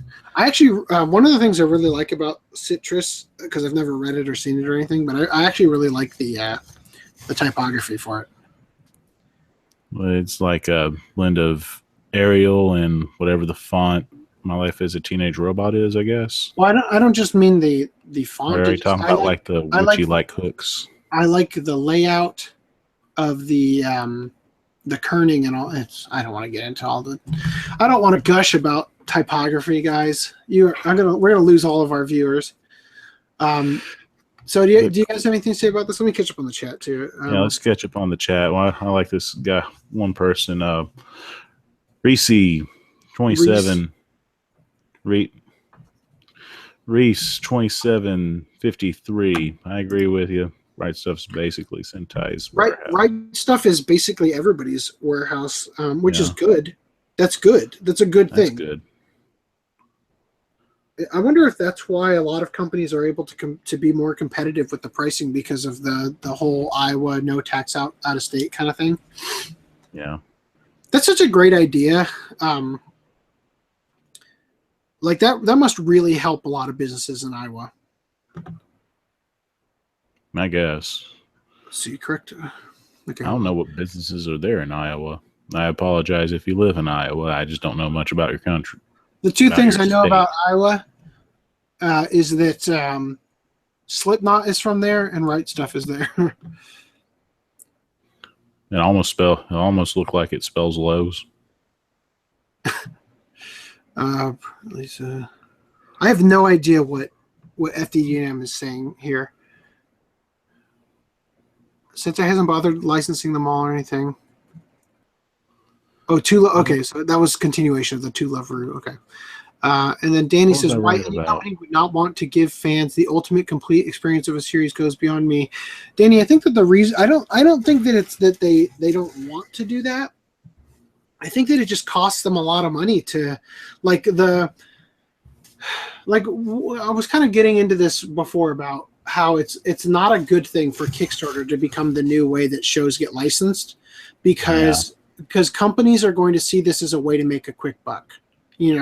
Companies are going to pop up here and there, and they're going to do this just for the sake of the fact that they can rip you off and that they know you're going to fund into it. They'll do it for the exploitation, not for the cause. Yeah, and a lot of those companies aren't going to be committed to doing a good job. You're going to overpay for stuff that's not going to be good. That's the problem.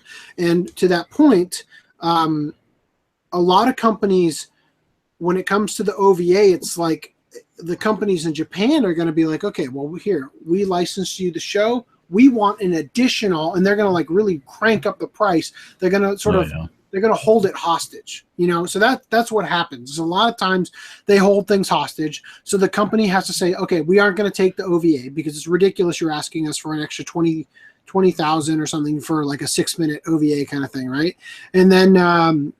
And then like a year goes by, and because they didn't get the OVA sold, they're like, okay, how about 5,000? So they'll lower the price because the company in Japan starts to get desperate. That it's like, well, it's 5,000 is better than nothing, right? Kind of thing. And those are hypothetical numbers, but you get my point. And then Sentai, reading FDDM's comment here, he says, Sentai killed my happiness with More Happiness, latest release slate. To Love Rue complete collection without OVAs, which means no potential dub/premium editions. When They Cry complete. When I have 2 of the 3 seasons. Okay, so they're going to re-release When They Cry. That's cool, I guess. But what about Umi Awesome Neko? for me. That means I can. What about quickly Umi get Neko no Nakukoro ni? The one that NIS America had. I don't know. I'm still not sure if their anime division's still around. That's just. It can't technically be complete if they don't also include this one, right? Hold on, let me get back to you. I'm still looking at the article. Okay. It can't technically be complete if they don't include Umi Neko When They Cry, right? Right. I have no problem with their quality. NIS's quality. They're such a lazy company. Hold on 1 second. I'm putting this back.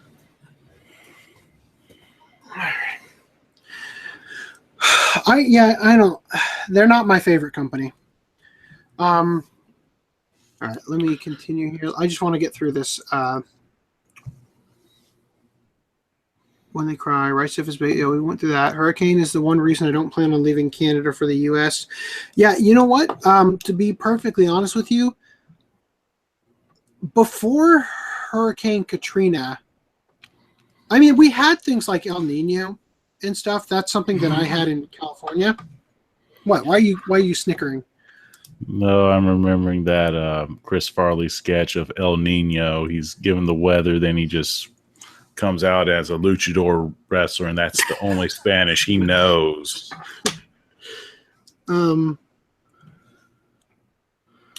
Well, the thing is that I remember El Nino, and by the way, California has not had a storm. I mean, like the drought was so bad. When I was a y'all kid, are also surrounded by cool water instead of hot water going to cool cause the equator. Of course, but I'm just saying that when I was growing up as a kid, before I understood the science behind it, we had El Nino. By the way, El Nino was fun as heck. That was like the best time as a kid. There was water everywhere. Like that was the only time as a kid where like you could jump in puddles and stuff. It was also dangerous because there was like a lot of rushing water, but it was a lot of fun to just have that much rain for a while, and then just no rain, bone dry for the rest of the time until just recently. But yeah, just to that point about hurricanes, like I never really thought about like it's gotten so ridiculous since Katrina. And geez, just like right now we're getting tag team with Hurricane Harvey and Hurricane Irma. Yeah. Whew, things aren't looking good. On the flip side, in my area, resident Iowan, and he is offended at you, Augie. No, I don't know. Do I get him a cheese hat? Well, on the flip side, for all this weather around my neck of the woods, I'm getting some hard rains with very nice after day weather. When usually it's like a boiling 103 around this time. Yeah, it's been pretty hot here. Well, it should be. You have a sandstorm. My wife just walked in the room to show me she finished my son's hat. Daughter's hat. Yeah, I was gonna say this is. I'm like, I don't think it's gonna fit Eli's head. Yeah, so. Can you wear it?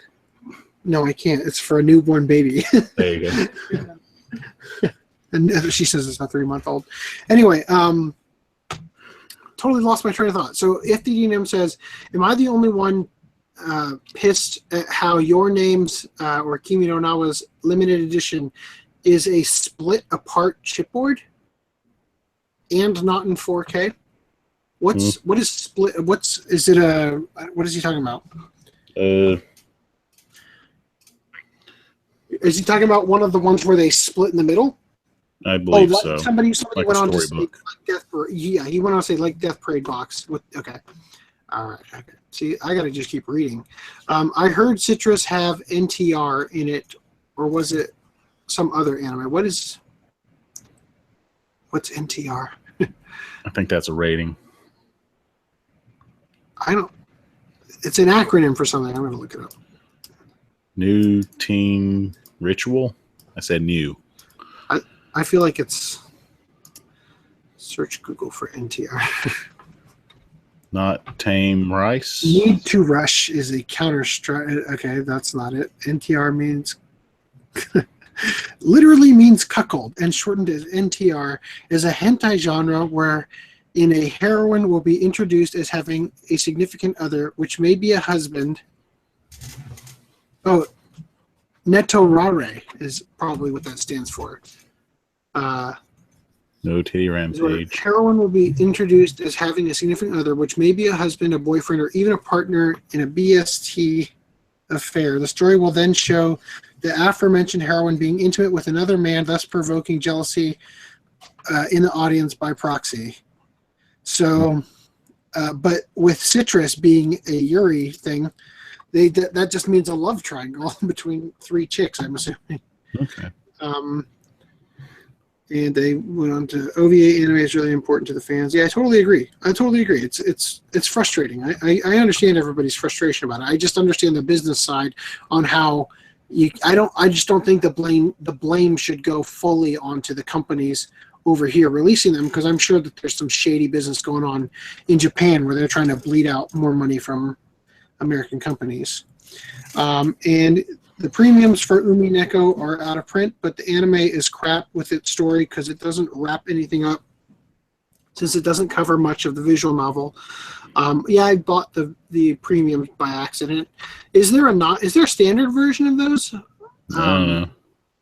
Because I'd like to have one that'll actually fit in my collection. Don't you want to dedicate a shelf for one item? No, I don't. I don't at all. And I want that Infinite Stratos 2 to go to hell, and that Darker Than Black dossier thing. I hate companies that are doing this. I want to make a video. No standard editions. Someday I'd like to make. Do you have the Soul Eater yearbook? No. Neither do I. I knew what that was when it came out and avoided it. But I want to make a video sometime, like when the channel gets bigger and like we have a little bit more sway in the licensing aspect of the community. I want to make a video sometime on how to not royally piss off collectors who are the people paying for these collector sets, and just go over the fact that, like, hey, so here's an example: Miami Guns Volume 2 is a different color yellow than volumes 1, 3, and 4. You know, like just stuff like that. And like, don't ever put your stupid text going the wrong direction on the spine. You're just a list of things that you could just. Yeah, I've got the Cowboy Bebop record case too. I didn't want that. I didn't want it either. I didn't realize it was a record. I bought it from Funimation years ago, and the picture on the site, it looked like it wasn't. It was like a DVD shape. It wasn't like a square when I saw it, so I bought it. Anyway. Okay. I'm fine with beta tapes. I'm fine with VHS tapes, as long as it hasn't had a DVD release, which means I love DVD, and I'm okay with Blu-ray. FDDM says I don't want to own a record. Well, it's not. Yeah, it is. FDDM says we need to make a podcast dedicated to 2017's worst anime releases. Yeah, I think we could. I think a lot of releases this year have been terrible. They're going in this new direction where they're like, yeah, let's charge like $400 for a giant speed racer head that nobody wants. I want it. Okay, let's be real here though. If they had released a more, standard size set, would you not have preferred that? What, is the head still there? I'm saying if they had chosen to go a different route and they didn't do the head and it wasn't even an option, but they did have the option of a normal sized case that came with everything that the special edition comes with without the head, would you not have preferred that? No head, no deal. Okay. Anyway. Okay, to answer FDDM's question, I know how to repair Laserdisc, but I do not own them. He just got into Laserdisc collecting. CEMs, but I do not own them.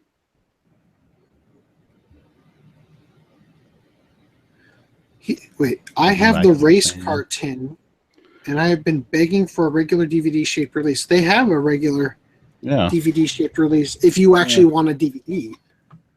They also have the Blu-ray release that did I buy the Blu-ray one? Well, Funimation just re-released it. There's also the what is that company called? FHE, Family Home Entertainment? Yeah. So there's that one too. I don't want to go there. I'll look that up later. All right, so more news. Newsy. 9 o'clock news. UQ Holder anime reveals 5 more cast members. This would have been more relevant if someone ate his cereal of Lucky Stars. Lucky Star, come on. Because Konata is a collector of UG cards, or in how they say it in the show, UQ cards. That's what it says here, UQ. Oh. Okay. Still don't know what they are. I wondered if you know what they are. Nope, never heard of them. Okay. But that would have tied into that show. All right, so next we got Silent Voice. It's going to have English subtitled U.S. trailer streamed. This movie's already aired in theaters over here. Oh, hasn't it? Crap. Okay, I was throwing that out there because I thought it was going to get released over here in theaters. It says opened theatrically on October 20th. Maybe the theater release was maybe it was something that was available at Anime Expo or something. Maybe you're in a spoiled location. Everything wants to hit California for some reason, but ignores everyone else. Well, for the record, I'm not in California right now, but close enough. But yeah, I go back and forth. Now back to Hurricane Harvey. Funimation holds a Hurricane Harvey relief fund. By the way, if you guys are going to donate to any charities, make sure they're not connected to the Red Cross. Public service announcement. And don't donate to the Clinton Foundation. Look up how or what they distribute the money for. Right. Then make your reasons from there. But this one succeeded, so they matched it. Last time I saw it. You can just find that right. They pick the weirdest things to hyperlink. I feel like sometimes. That's not so they raised. It says $41,348 raised, and they matched it. Is what you're telling me? See. First. See, this is BS. Don't ever. Red Cross is BS. They don't know if United Way was good or not. You know what? For me, I'd rather give money directly to a person. I don't even. I hate the charity fraud in. I just realized we're not. I haven't even had it on the on the thing over here. Charity fraud is so bad in this country that it's literally the whole GoFundMe. It's even worse now because I know this one person did a GoFundMe to go to college, but after that was over, he was going to this big country music. Yeah. Now it's all, there's so much fraud happening that it ruins it for the real legit charities, because they're what's happening in Texas around Houston is so bad. What's about to happen in Florida is going to be so freaking bad that these people are going the state alone, the city is going to need money to rebuild. I mean, it's necessary. Charity is something that is absolutely necessary, but groups like the Red Cross have ruined it to the point where a lot of people like myself, we're completely turned off to the idea of doing charity at all, because how much corruption there is in these charities where they take upwards of 90% of the money that comes in and they redistribute it to themselves, and they barely do anything. It's unbelievable that there should be, if you're going to run a charity, there should be an oversight committee or something that looks at this stuff and scrutinizes the hell out of all the money you take in, because charities, just so many of them pop up just for the sake of lining somebody's pockets. It's disgusting. Well, at least good news for Florida. They always have construction there. Well, I think Florida is going to bounce back, even though it's a Category 5 hurricane. I feel like the issue that you brought up, and you really brought up well, you kind of crystallized the point about Harvey, is that Houston is so far below sea level. Yeah. So they can't drain it. Florida gets a lot of storms, and I feel like, yes, people are being evacuated, and it's kind of it's kind of a blessing that Harvey came first, because since Harvey has been so bad and it was a Category 4 hurricane, I feel like a lot more people who would have not gotten out of the way of Hurricane Irma they're taking it seriously because of how bad everything in Houston is going right now. What I'm more concerned about Florida is, since it's considered the quote-unquote retirement state, what about the people who, well, are too old and can't move? Well, have you seen the pictures in Houston of the retirement homes where the old people are in there and the water's up to their chests? Yeah, I've seen videos of that too. So yeah, it's terrible. Anyway, let me get through this chat real quick. A silent voice. Oh man. Okay. What about Laserdiscs? Exactly the speed had race car timbo. Okay. Okay, so he wants a limited edition that's a normal DVD shape. Yeah, I'd appreciate that too. And Blu-ray, yeah. UQ holder. I'm pumped for it because I love Negima. All right. There you go. FDM says, no, it hasn't aired. What is he talking about? What were we talking about? Silent voice. That must be what he's talking about. Okay. And then he went on to say, clarifies his point like 2 comments later, and I need to keep reading. Yeah, so Reese is saying it had con screenings. Yeah, it did. I know it did. I just didn't go to it. It was so packed. Wasn't Silent Voice also the name of like the second opening for Stardust Memories? It could be. I mean, it's not every time I keep hearing that name, I keep getting that song stuck in my head. It's not a super uncommon like phrase in Japan. And then FDM says, I don't get the Silent Voice hype. Did they change the ending in the movie from the manga? The manga was great, but it had no conclusion. It was disappointing. I haven't seen it, but from what I saw of Mr. Nice Guy's review on it, it looks like an important film. It looks like something I'd like to see. Sorry, I got something on my toes. Just judging the trailer while not seeing it, I think it's riding the coattails of, let's make a, what do you call it? Prestigious movie, and that'll make a lot of money. Yeah. Which it could just be a very awesome movie, or it could just be the same mundane as before.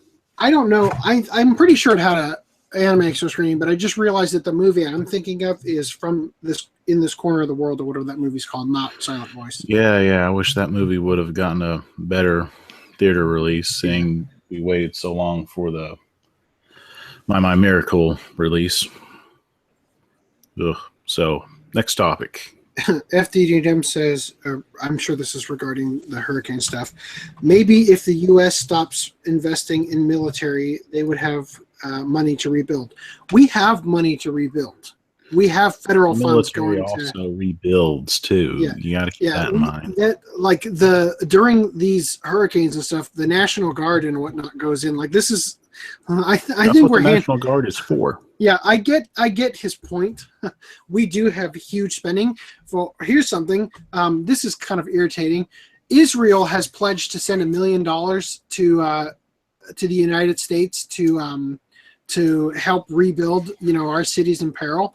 Except that we give Israel $10 million in aid every single day. So they're literally just giving 10% of that back to us for one day's worth.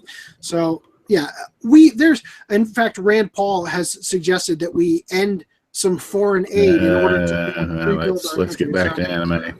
Let's get back to anime. FDN says people are going homeless from the hurricane. We need more guns and tanks. I disagree. I understand why it looks that way, but I don't think that that's what you're talking about. He has a point. Use tanks to make landfill so you can raise your land up. Come on. And then Duo says the best movie is clearly The Disappearance of Haruhi Suzumiya. It's a great movie. It really is. And then Reese says Duo is an intellectual like myself. All right, we should. It's not a bad choice. It's not Summer Wars like everyone else. I'm just gonna say I actually didn't like Haruhi. I didn't think it was good. Then I saw the movie and I thought, you know what? I'm gonna give Haruhi a second chance because that movie was fantastic. Okay, then we've got more. We've got more Hurricane Harvey news. Section 23 confirmed with ANN that its Houston-based offices have not been affected by Hurricane Harvey. However, some of the staff members have homes that have been damaged or worse. So hold on. What? We just went through We just went through their like we're underwater. Okay, so this is later. For the people living in Houston. No. This is a later article. Yeah. So this one is from August 29th. This one is from September 1st. So it must have hit them quick. But well, there's updates. Do the hurricane. Yeah, Funimation's north of Dallas, so they're not really. That's awesome. Category 4. Yeah. I'm just wondering why Texas, though.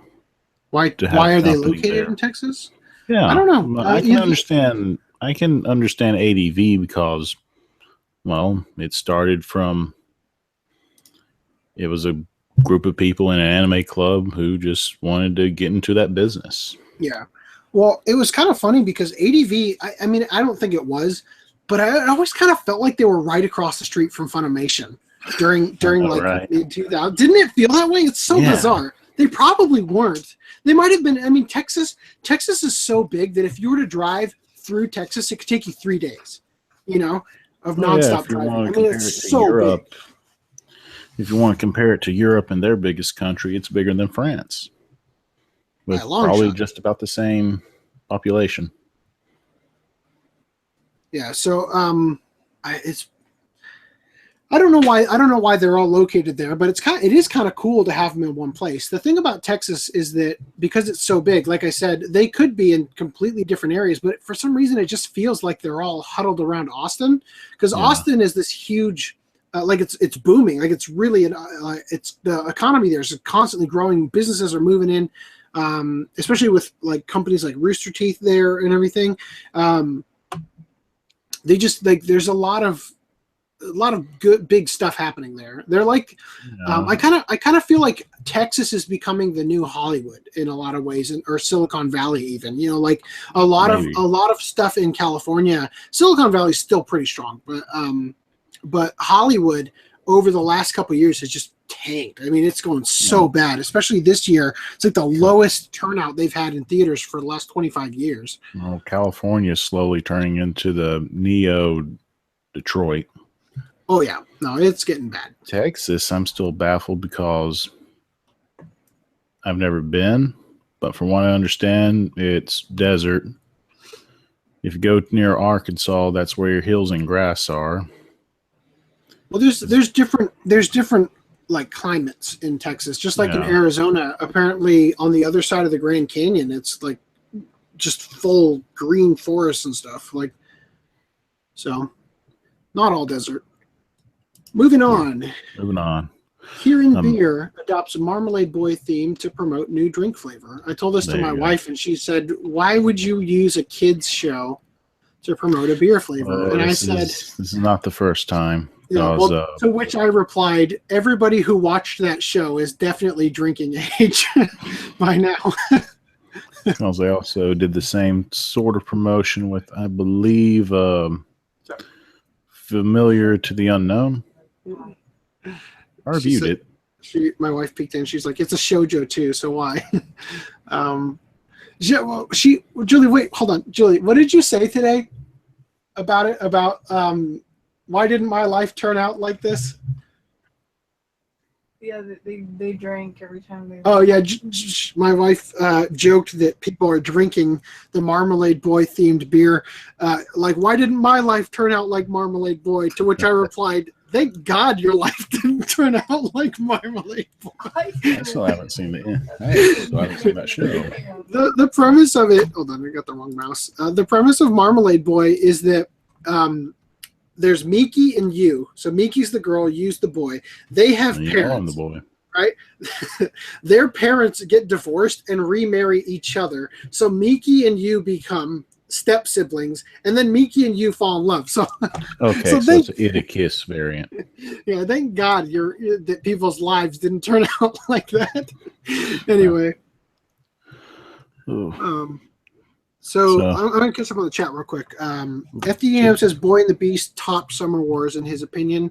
I haven't watched Boy and the Beast yet. I don't think I do have it actually. I do have Summer Wars and I love that.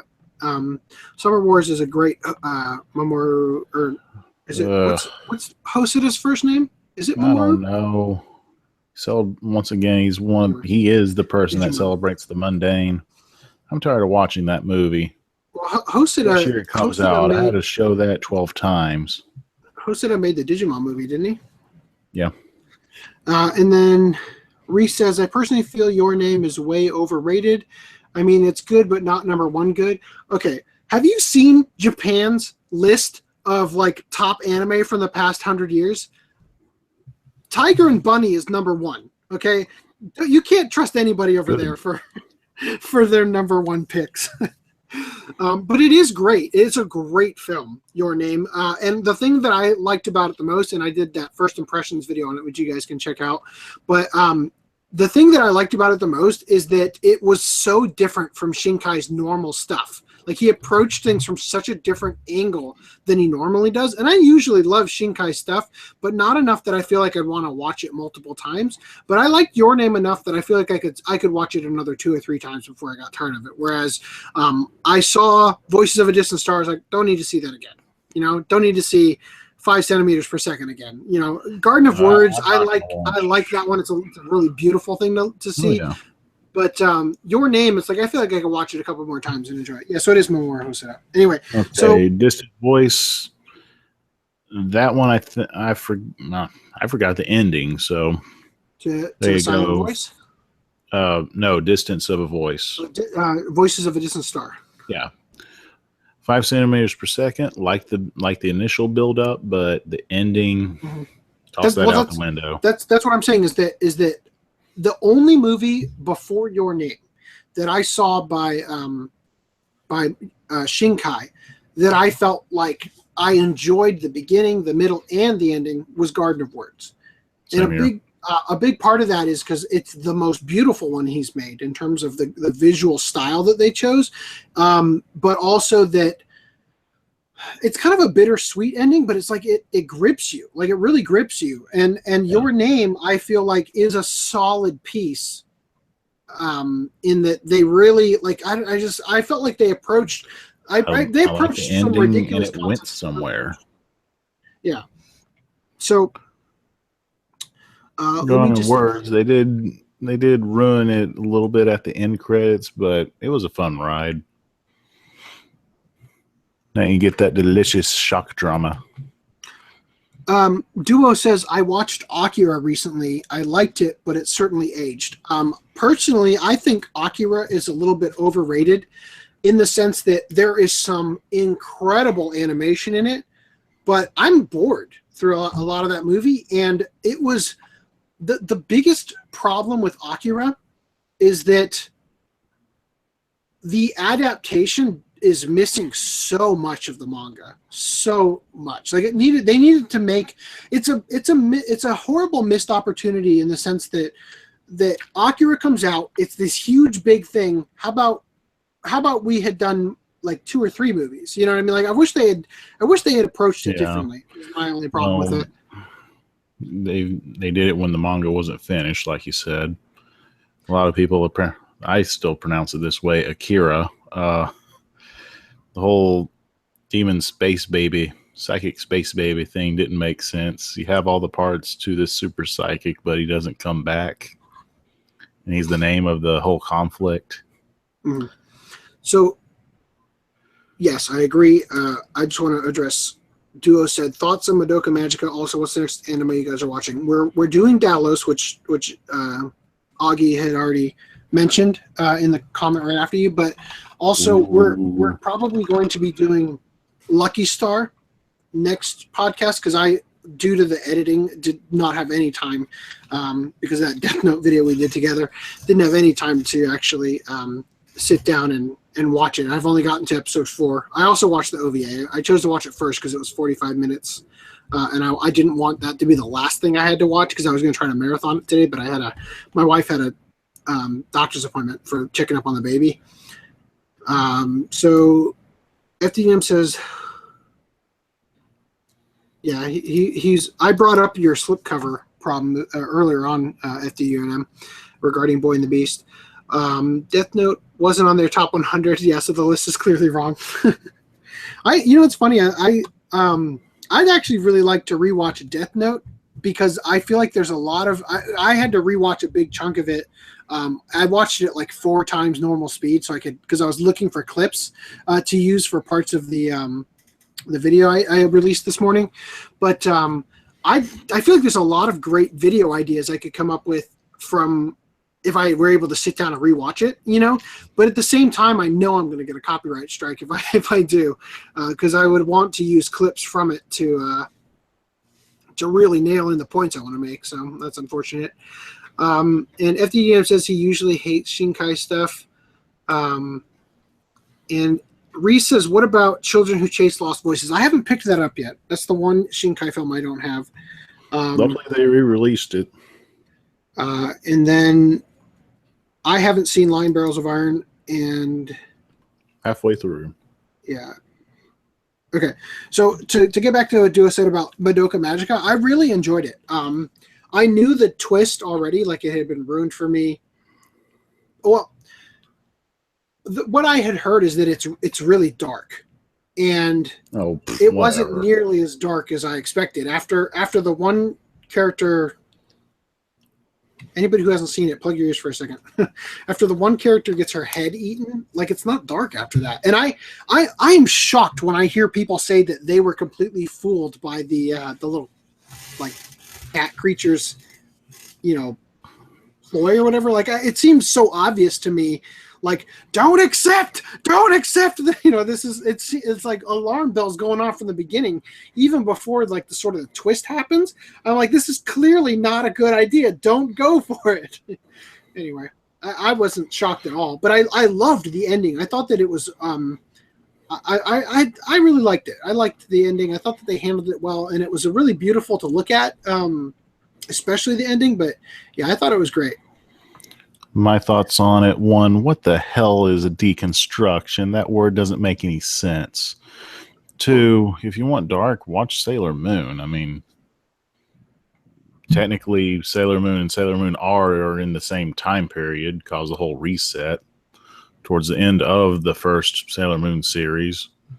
You have the scouts like committing suicide to destroy powerful monsters. So I don't see where this dark aesthetic is coming from. What it is that I think I think it's just camera. What is going on with my connection right now?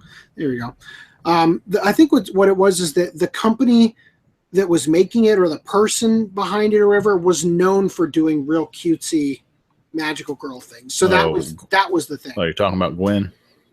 I don't know. Hirabuchi? I don't know the name. He does fun stuff, but I feel like people overhype the guy. Anyway, let me get caught up here. So, John Shane, I read your comment about the OVA. He said the Lucky Star OVA video isn't working on the Funimation site or their app. So he's glad we aren't going to be talking about it today. Duo says Death Note is worth a rewatch. It's got depth beyond the surface, and the mic drop moments make it fun after numerous rewatches. Yeah, I really enjoyed sitting there. I took every episode of it.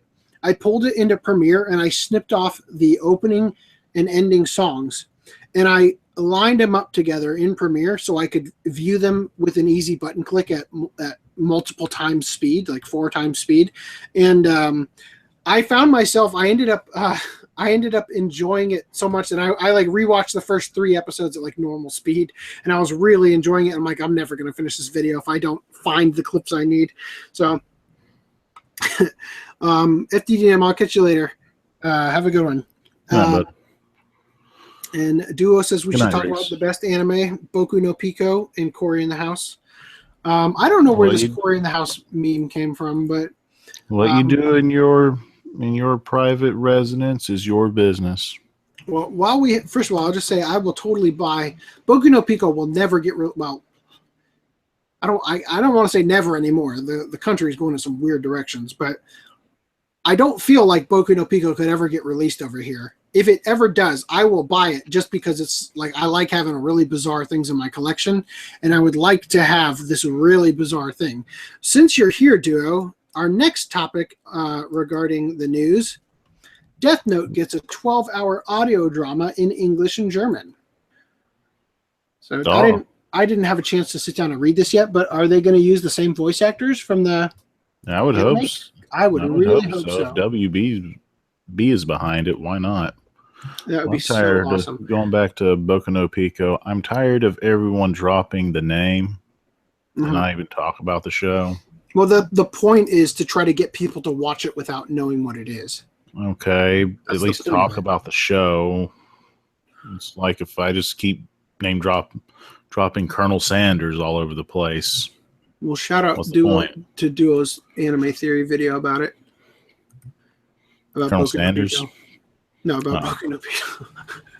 I was about to say that would be an interesting video to watch because he's Santa Claus to them. Yeah. Delivering presents from Tennessee, apparently. Reese says, I'd buy it if they use the Vancouver cast. I'm assuming he means the Death Note thing, not a DVD release of Boku no Pico. Because I don't think that ever got... I'll tell you this much. Now, that it can't be Boku no Pico because there's no way that would ever go to Canada. Canada is like so strict on their on hentai titles already. And that one's just that's not gonna happen. Like we talked about a couple podcasts ago about what's that? Kodomo no Jikan, and I mentioned like FD&M backed it on Kickstarter. It's like I hope they get to me. Like good luck when that goes through customs. If they know what that is, they're gonna seize it at the border. Yeah, I am too, Duo. I'm glad to see a revival of interest in Death Note because I think that it deserves it. And as we talked about a little bit in our video, it would be really interesting to see, like, they don't, like, it's okay that, oh man, I'm so good at throwing spoilers out. It's so good that certain characters are, it's the fact that characters are gone in the canon of the series doesn't stop them from being able to continue the series. You know, all the characters that matter, for the sake of like let's take the premise and read and continue to do things, it'd be great if they would continue it and just see where things could go with a new cast of people. What I'm afraid of is it feels, with all these renditions of Death Note, it kind of feels like it's getting a Harry Potter syndrome because everything has to happen in that goddamn school. Instead of just expanding the world, expand the death gods. Have you seen Death Note recently? Because the school part is only like the first like couple episodes, and then he like graduates. No. When I say school and Harry Potter, if you read or watch anything, any conflict, any situation always has to go back to Hogwarts. Yeah, and you're saying that it all because it all revolves has around to the keep characters. Going back to Light and Yagami. Yeah, I mean Light Ratio and L, whatever his name is. Do we ever find out L's name? You do. I mean, we do, but it's kind of weird. Anyway, if you read the manga, Light's name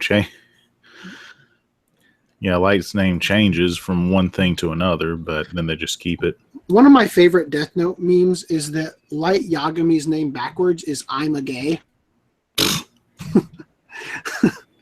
Anyway, Crunchyroll reveals plans to dub anime into foreign languages. I'm not surprised by this. I'm more surprised that they haven't done this already. Yeah, same here. Spanish, Brazilian, Portuguese, German, French dubs planned. You'd think Brazilian would be just Portuguese. Yeah, I was a little bit surprised. Well, it says Brazilian Portuguese, not Brazilian, Portuguese. So it is Portuguese. So it's like Canadian English and Jamaican English. Yeah, I guess. And then we've also got Crunchyroll to stream Food Wars. Season 3. Season 3, yeah, the third season. I wonder if I were to pull this. Hold on, I want to see if I can fix this. Come on. Why can't I grab that? There we go. If I pull this way, yeah, we can get it a little bit more. I want to just be able to see just a little bit more of the thing on the screen because it's cropping it funny. So I haven't watched Food Wars yet. I feel like it took them forever to finally come out with a DVD release, and then they did the stupid premium set that doesn't fit in a bookcase. Well, if it's in your kitchen. I don't want it in my kitchen. Well, where are you going to keep a bento box? Come on. This is so You're dumb. going to put Tupperware in your dresser drawers. Yeah, Duo says his favorite. Hey, JT Master is here. Naughty Senpai's here.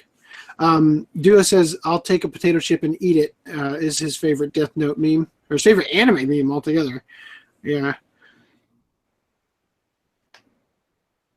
Yeah, dude. Okay, so the thing about Food Wars is my wife and I watched Toriko, which, by the way, Funimation, get off your butt and dub the rest of that show. That is such a fantastic show. People have no idea. That show is like, it's up there with Dragon Ball and Yu Yu Hakusho level of good. And it's one of those shows where you're having way too much fun while you're watching it. You know, like Dagashi Kashi, like why am I enjoying this so much? You know, and my wife and I watched, and my son too, at like 3 years old. We watched all of what Funimation released of Toriko. Which, by the way, just if you need a incentive to go watch it, the show is about eating, right? It's about fighting and eating, and they eat these special meats that give them like it's like he'll eat this jewel meat and he'll get like way buffer. It's crazy. But the opening theme song has a lyric, "Eat a mountain." Okay, I'm just gonna say that. That's all you need to know about why it's worth seeing. You go watch the anime opening on YouTube or something. It's so amazing. Going back to the shonen references, I would have called it a tropical Fist in the North Star. That's exactly what it is. And there's also a what do you call it? I don't want to use the word collaboration. Crossover. There's a crossover special with Toriko and Goku and Luffy from One Piece. Yeah. So that exists as well. So I watched Toriko, and it's like I felt like I was hearing about Food Wars for years, and I'm seeing clips all over Facebook constantly about it. And then after Toriko, I'm like, okay, I'm going to watch this next, and it's like a freaking year went by before it finally came out on DVD. I wonder how long it'll take for season 2 to get over here with the OVAs. I don't know. And then freaking Sentai does some weird stuff. They do. Haikyuu. First of all, how did that show not get a dub the first time around? Can you show me that Second, one? EFGH.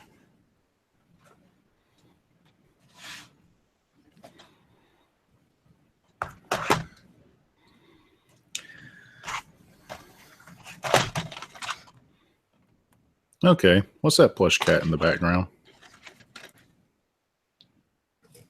That? Yeah, that's Menchie. That's Menchie from okay. Saga. Yeah, remember I told you we had to clean the carpets. We had to move all my son's stuffed animals, and I found a bunch of like anime themed ones, and I took a couple of them that were more special to me. That's from Anime Expo 2007. Okay. And do you have Jonathan the Seal? No, I don't. Do they have a plushie of that? I should get that. Yes, they do. That's from Kaleidostar, if anybody is wondering. But the thing about Haikyuu, though, is this is a show that no guy should actually give a rip about. Like, when you see it on the surface, the show is so good. Oh, my goodness. Like, my wife and I, and my son even, who, again, is like 2 or 3 at the time, we like a marathon the whole show in like practically one sitting. And the show gets your blood pumping so much.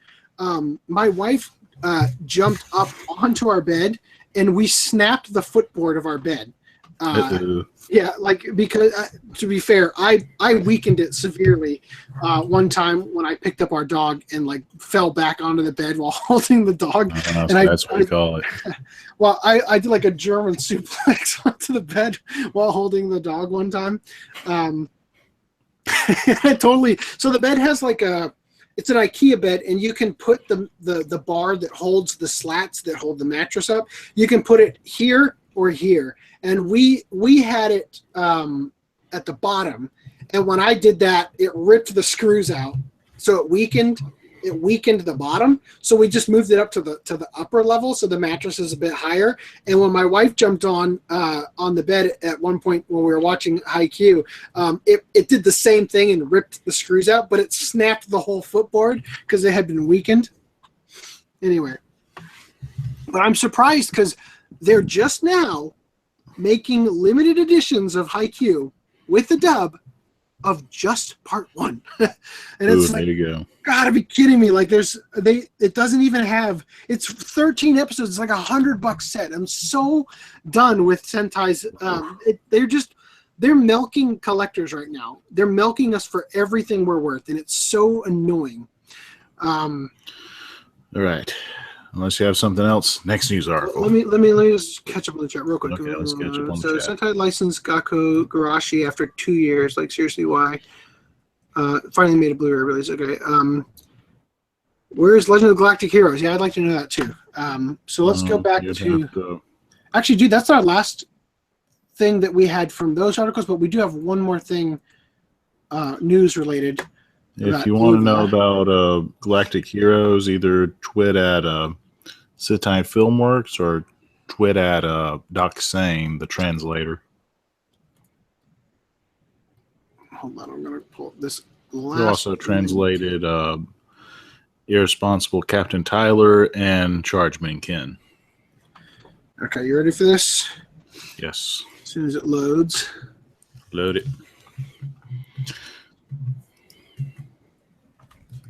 New Balance has released Ava-themed shoes. Yay. Don't give me push Oh, get out of here. I want notifications from this website I'll never visit ever again. Yeah, so they've got these Ava-themed shoes now. Well, I like that's what the world needs. Well, at least it's more stylish than the Mexican Dragon Ball Z shoes. What I like about New Balance is, aside from comfort and friendly towards those who have high arches, they are also friendly to the E size people. Yeah, I've got really wide feet. Oh no, they're not duck feet, are they? What do you mean? No, I don't literally have duck's feet. Okay. But I want to show you guys actually, while we're on the topic of shoes, there's a YouTube channel and I think like a website and everything.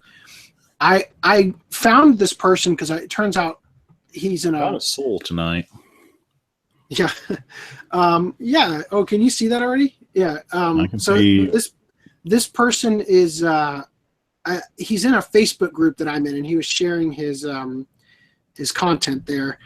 His name is Vaname Soul, and he takes Vans and he does custom Copic marker drawings on them. There you go. And he's got YouTube videos of like a time lapse and stuff. They're so incredible. It blows me away how quickly he cranked. I mean, obviously they're time lapse, but the fact that he's able to, it doesn't even seem like he's planning them. Like, it feels like he's making them up on the spot, and every single one of them is just absolutely incredible. Hey, Food Wars. Yeah. They're absolutely insane. They're all just crazy good. That was a little lame, but if you've ever seen them, they're so amazing. I'll definitely, when I finally have time to put the show notes up or the link dump, I'll definitely include his channel because it's such a crazy thing to watch him do these. And he does things with Copic markers I didn't think was possible. You know, like I don't use markers because I need to be able to erase. You know, I'm not good at doing everything right on the first try kind of thing. But I've never seen anybody be able to really accomplish all these incredible things, like where he'll take a marker, he'll take another color next to it that don't seem like they go together, and he somehow makes them into like he mixes the colors. He does some incredible stuff with them. So anyway, come on, we gotta want to end on Spider-Gwen. Give me something better. No.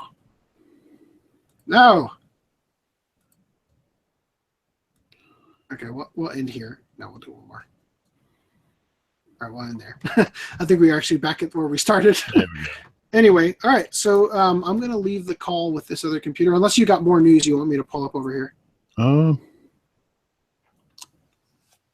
Look up Crunchyroll Dream Hunter Rim. Oh, yeah. We're going to talk about that. Crunchyroll Dream Hunter search. New audio. There we go. All right. Here we are. Okay, so I reviewed. This was my first. When I reviewed this, this was my first request review, and the guy's story behind it, if it's true or not, I'm going to assume it's true, is that he imported this over here and it got lost in a house fire. Mm-hmm. Which I can kind of relate to that for something else. This is the audio drama? Or Yes. Okay. They're doing 2 new audio dramas, I believe. No wonder I'd never heard of it. It started as an OAV, the original adult video. Back. Yeah. So just to, sorry, I don't mean to interrupt, but to clarify, OAV and OVA are the same thing, but they changed it over to OVA because it was people thought it stood in Japan. People thought it stood for original adult video. When it actually started, it actually originally just stood for original animated anime video or whatever. But they changed it over to original video animation so that it was less confusing to people. But anyway, sorry, I totally interrupted that. I did review that too. So you had the adult OVA, which they tested it. It turns out the adult stuff kind of brought the show down. So they redid it as a kid-friendly version. It sold pretty well. They managed to make 4 episodes for this OVA. Mm-hmm. From like a year or 2 later, they also made 2 movies for this series, which I need to get to at some point. So, and much later on in the PS3 era, this character showed up again to fight along with, you know about Super Robot Wars, right? Yeah, OG. They made a variant of that with Magical Girls, and she guest starred in it. Huh. Real quick, I just want to address, Reese says the Haikyuu re-release has the first 25 episodes, so it actually is all season 1. I think what confused me is I thought for some reason that Collection 1 and Collection 2 from the DVDs, which, by the way, felt like they took forever to release. Actually, I think maybe I've actually seen season 2 already. I couldn't wait. Like, this is one of the shows where I just jumped ahead and watched it on Crunchyroll or whatever. But I thought that the first disc actually came with the first 25, and this was the other one. I just got confused. So, yeah, just to clarify, what has been released is getting re-released with the dub now. So that's good to hear. Just to clarify. I don't know. Before I said that it wasn't. Aside from My Miracle, this also felt like forever. Felt like 10 years. What is that one? Huso Giga. Okay. Released from Discotheque. Oh, really? Animated by KyoAni. Lucky Star was animated by KyoAni. That's true. Anyway, so anything else? Anybody else watching anything interesting? I of course have only seen Death Note in this last 2 weeks, pretty much. I'm still enjoying Knights and Magic. I'm liking the character development and the world building of the show. Still don't know what the true conflict is, but sorry, what did you say you were watching? Knights and Magic. Yeah, I don't know about that one. Awesome. He finished Elfen Lied. Did you watch the... I was about to say, did you watch the OVA? Episode 13, I think it is. And then you watch Elfen Lied after that. Don't do it, dude. It's not related. It's the porn parody title that Anime Works went with because Elfen Lied was popular at the time. Hey, he could be watching Family Matters. The OVA is my favorite episode of Elfen Lied. I love that part when they have that cleaning montage I forget the girl's name. I think it's New or something like that, where she's cleaning the glass and she's like the dirt is on the other side and she's scrubbing it so hard her hand goes straight through the pane of glass and then the whole thing falls. I love that scene. I liked Elfen Lied. A lot of people hate it because of that one scene with the dog, which I understand. But they're not going to like the manga whatsoever. Yeah. And Reese says he's going through JoJo's. Which JoJo are you on right now? Which arc? Phantom Blood, Battle Tendencies. Those are the first two. Stardust Crusaders. Stardust Crusaders is the third. Is Stardust Crusaders the one that already came over here before the other two? Yeah. Because there's the other one. There's like the New Egyptian arc or whatever. Yeah. That's Stardust Crusade, and they've milked all the episodes for that. Let's see. Then Diamond's Unbreakable, or Diamond's Not Crash, whatever you want to call it. I'm not going to argue with you. Then Diamond is Unbreakable, I think, is the title they officially go with. Yeah, I think they just got tired of the censorship and just went with it. Then Golden Wind hasn't gotten an announcement yet. What's cool is that another arc of JoJo? Yeah, this is with Giorno Giovanna. Have they animated Steel Ball Run yet? Nope, you have to wait till after Stone Ocean for that. Okay, but they are going to do that? Maybe. I hope so. Oh. So, real quick, I just want to address two things. First of all, Duo, one of my favorite things about Elfen Lied is the theme song. Love that Gregorian chant. I like the violence, the inhumanity of humanity. I've just been dared by Naughty Senpai. Hold on.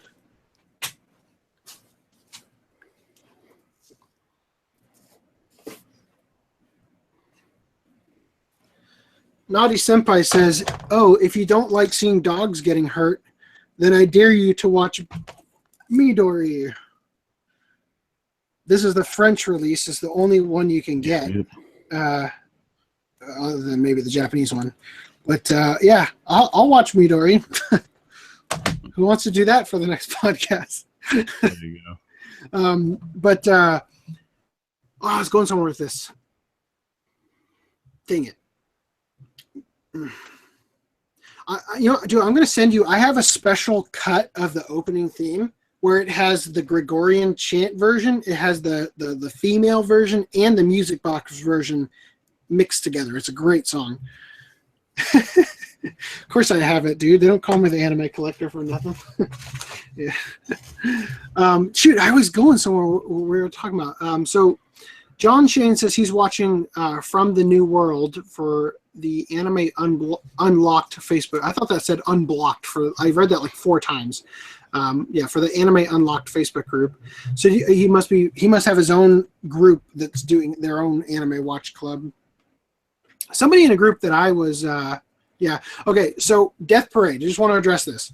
Augie and I have talked, and we've chosen to do Death Parade as an October podcast so that we can do it for like Halloween. So coming up, let me get these dates solidified for people.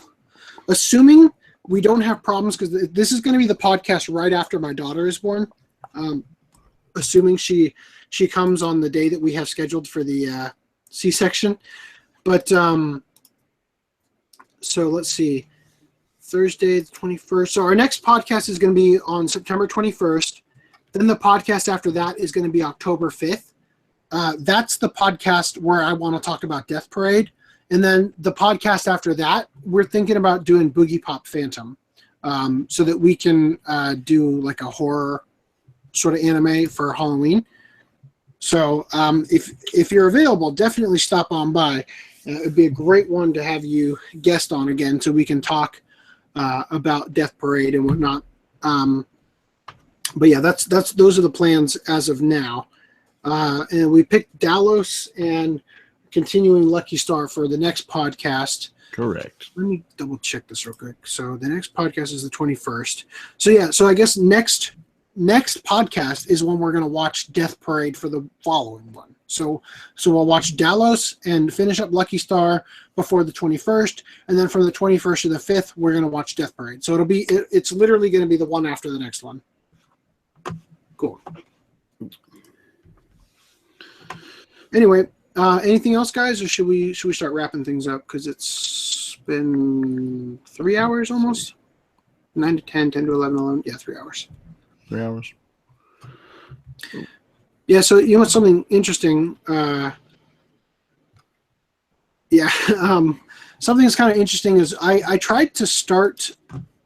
Okay, so YouTube has this thing you can do when you're doing a live stream where you can schedule a live stream, and then it sends out a notification to everybody prior to you actually publishing, like, and actually starting the stream, so that people will see in their subscription feed like an announcement that you're going live, and then when they click on the video, it has like a countdown to when the live broadcast is going to start. I know there's a way, because I saw Mr. Nice Guy do this, where you can use that and then switch over to a hangout call like we do for this, but I cannot figure out how to do that. And I thought I had, like, I kind of worked it out in my sleep. I sort of dreamt something that made me think, I wonder if you could do it this way. So I tried to test that tonight, and when I did, it got demonetized. I'm so pissed off at YouTube right now for the adpocalypse crap going on. But I don't know. This video, I hope, isn't demonetized, because when you guys actually sit down and watch a 3-hour video, the ad rates are out of this world. I mean, obviously, not a lot of people actually do sit down and watch a 3-hour video, but they're much higher earners since they have. Wait, this is so bizarre. So hold on. This caught my eye. Reese says he's had to pee since midnight. It's 2 a.m. for him. Do you want us to take a quick break so you can go pee?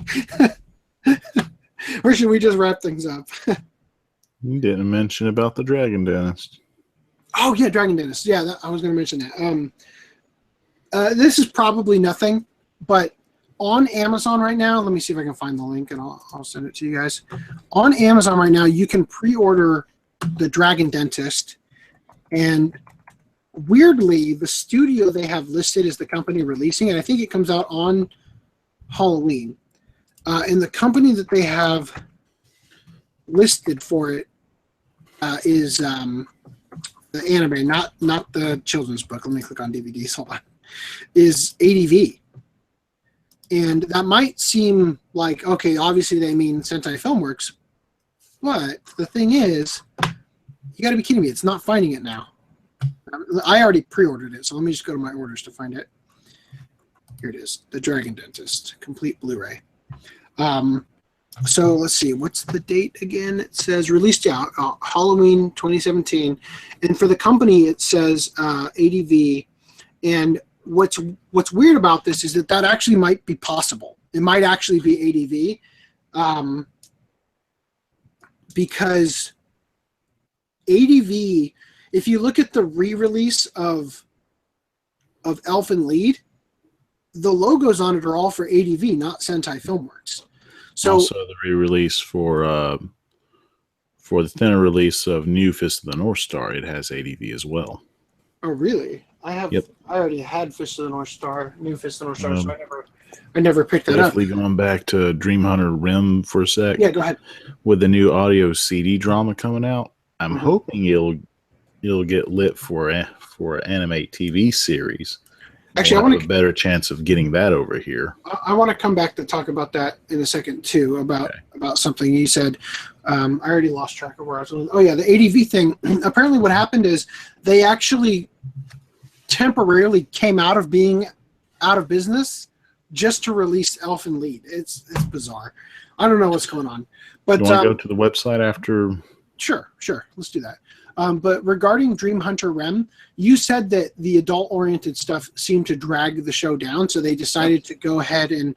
There's a lot of adult titles I know of and have seen where I feel like that's the case. Or let me rephrase that. Where I feel like it was unnecessary. Like the adult stuff in Dragon Knight is completely unnecessary.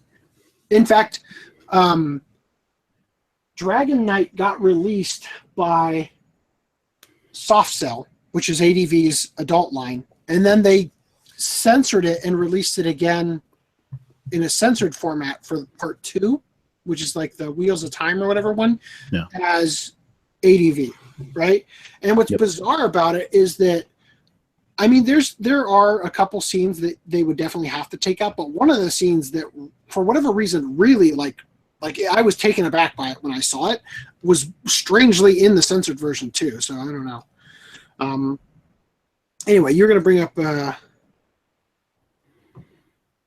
I own Daughters of. I don't know. How do you even pronounce that? Minmos. I'm not even going to try. I know what you're talking about. I have that. I haven't sat down and watched it yet. I like Ren. Let me get through a couple. Duos is Lucky Stars opening his head. That's a GameCube game. Yeah, do I own the super rare anime called Super? I actually do own Super Mario Sunshine somewhere. I do have it. I don't know where it is, but I do have it. So many collectibles and blue. Naughty Senpai says he knows I don't own the Daikon Laserdisc. Yeah, I don't, because I don't collect Laserdisc.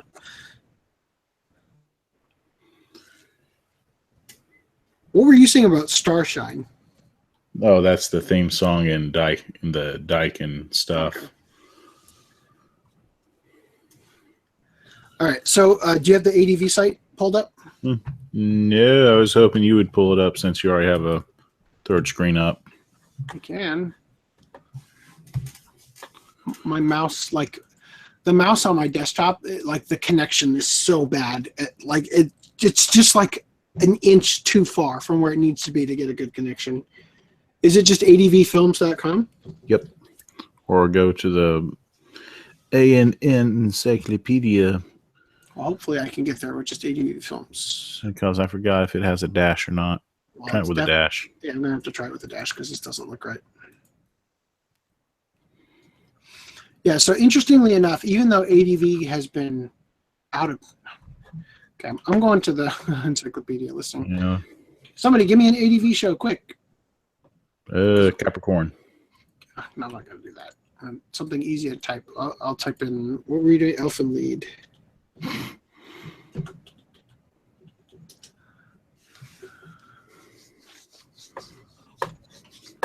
Oh, God, my mouse is like the battery's dying or something. The light is green. Come on. There we go. Got it.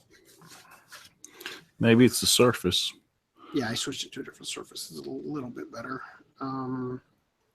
So the original release from 2005. That's got to be an ADV one. ADV Films. I just scrolled. Well, okay, yeah, I could have just scrolled down to the companies and the website. This looks so not right. Let me. Okay, this is where I was originally.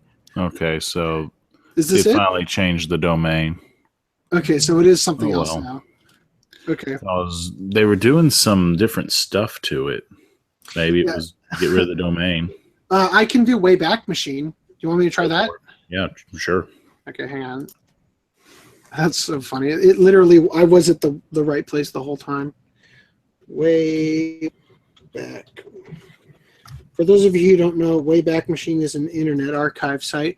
By the way, if you ever find something that you want to make sure we talk about in the podcast, send it through archive.org or whatever to archive the site, just in case this happens again.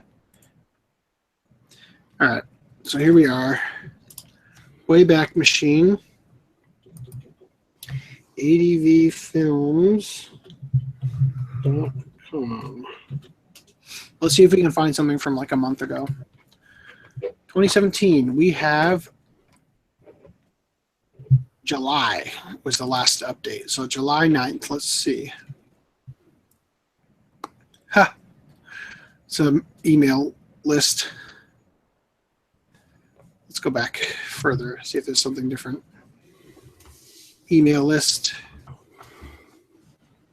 Email list.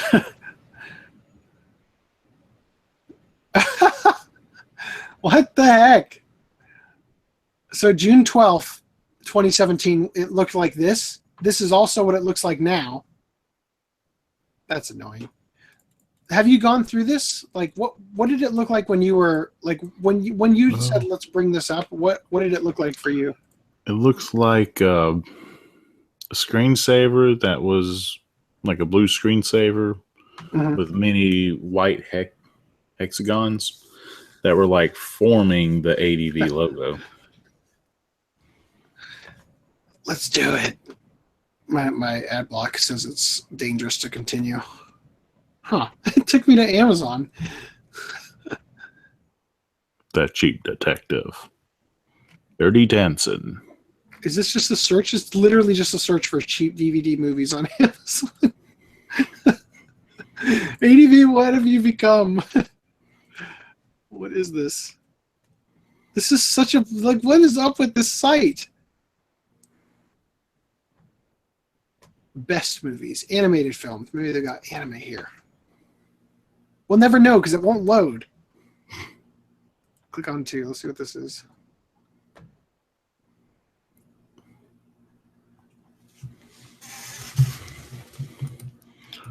Education Connect. I'm done. Good night, everybody. See you later. Bye. Hold on. I want to catch up on the chat before we finish. Daikon. Oh, Daikon is the that's the Gynax one with the girl surfing on the guitar, isn't it? Yep. Okay. Oh, God. Why do I not just read the rest of these? It was right when Gynax really first started. Yeah. There's a great video of that. I'm gonna sneeze. No. I can hold it. Hold on. There's a great video of that on YouTube where they or there's like I don't know if it wasn't really a YouTube video, but if you can find it, there's a great video where they did like an AMV to the Daikon thing with Electric Light Orchestra song. What's that song they do? Twilight. Is that what it's called? I don't know. Yeah, it's a great song. Anyway, the domain expired like June. Try May. Okay, I'm gonna right before we leave. I'm just gonna try Wayback Machine, and I'm gonna try May. We'll just see what May has.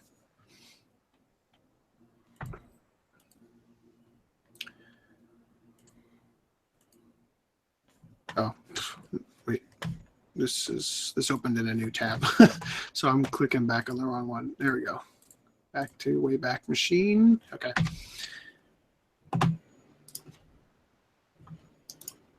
There you go. Well, it goes from June to January, so we're gonna come on. Huh. Back to January, we've got the email list.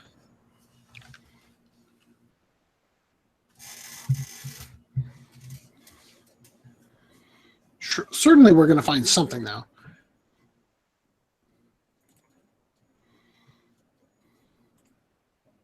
Come on.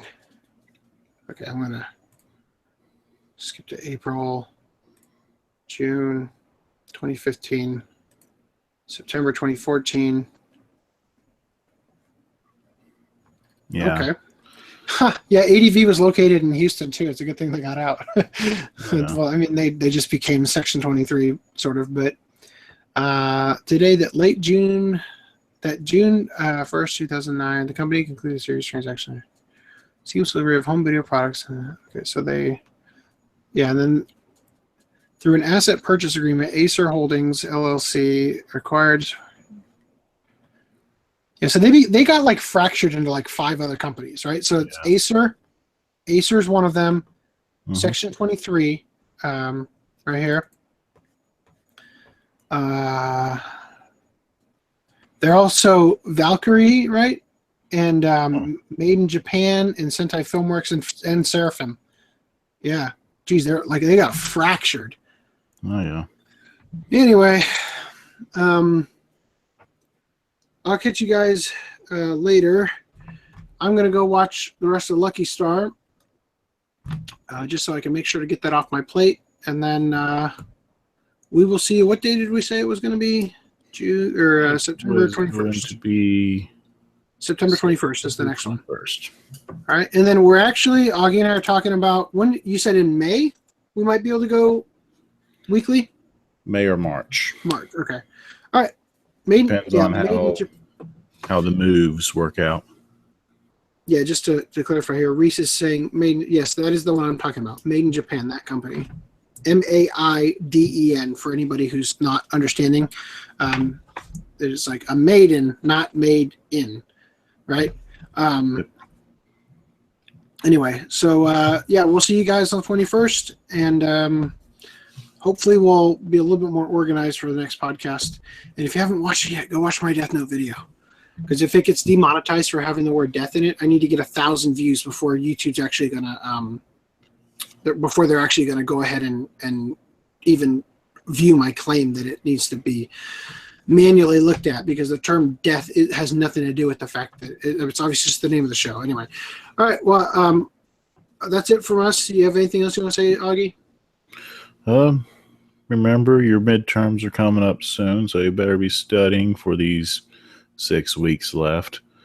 Take care of yourself, and remember to go walk your dog. All right. Catch you later, guys.